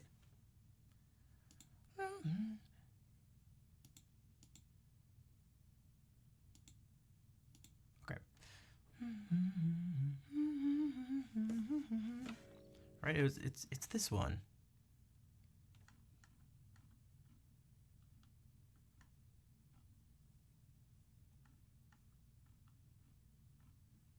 At least in terms of...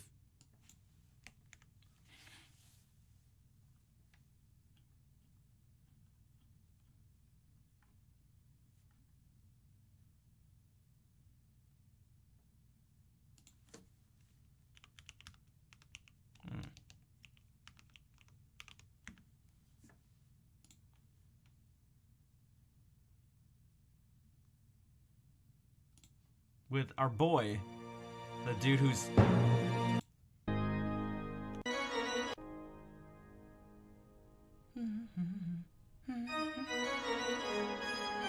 But he does it in a different key, but...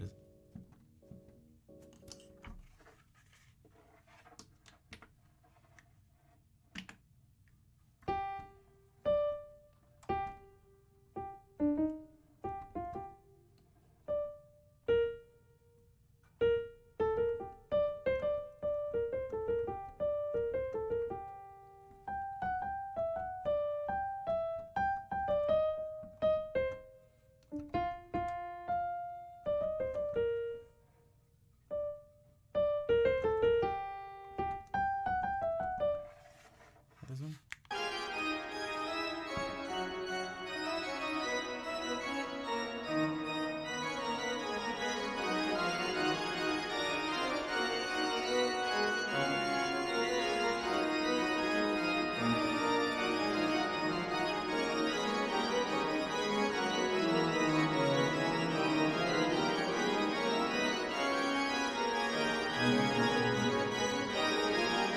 Okay, we can't listen. Okay, all right, let's go read Claire before I get stuck here forever. Sounds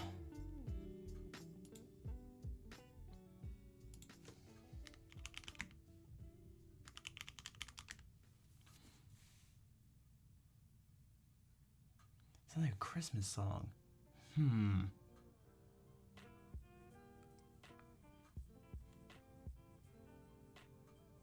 Oh, that's right, because we got rated. I was like, why are there so many people watching? Not a bad thing. I got Miri rated. I was like, no way. After spending 2 hours watching stuff with Villalobos, like. But yeah, thank you everyone. Speaking of, thank you everyone for hanging out. Dude, Lemur, thank you for the huge donation. Everyone else who helped support today. I'll be back tomorrow. There are no birthdays tomorrow, so no birthdays. But it's Monday, so I've been kind of making it a weekly thing to do another Joy of Music thing. That'll be another goal too, not just for the summer, but in general, to like make it more formal and have like get some production going on with it. But that's for later. But for right now, we can. I will be back tomorrow. That's right. That's right. But for now, we can say hello to Claire. Thank you all for being here. I will see you later.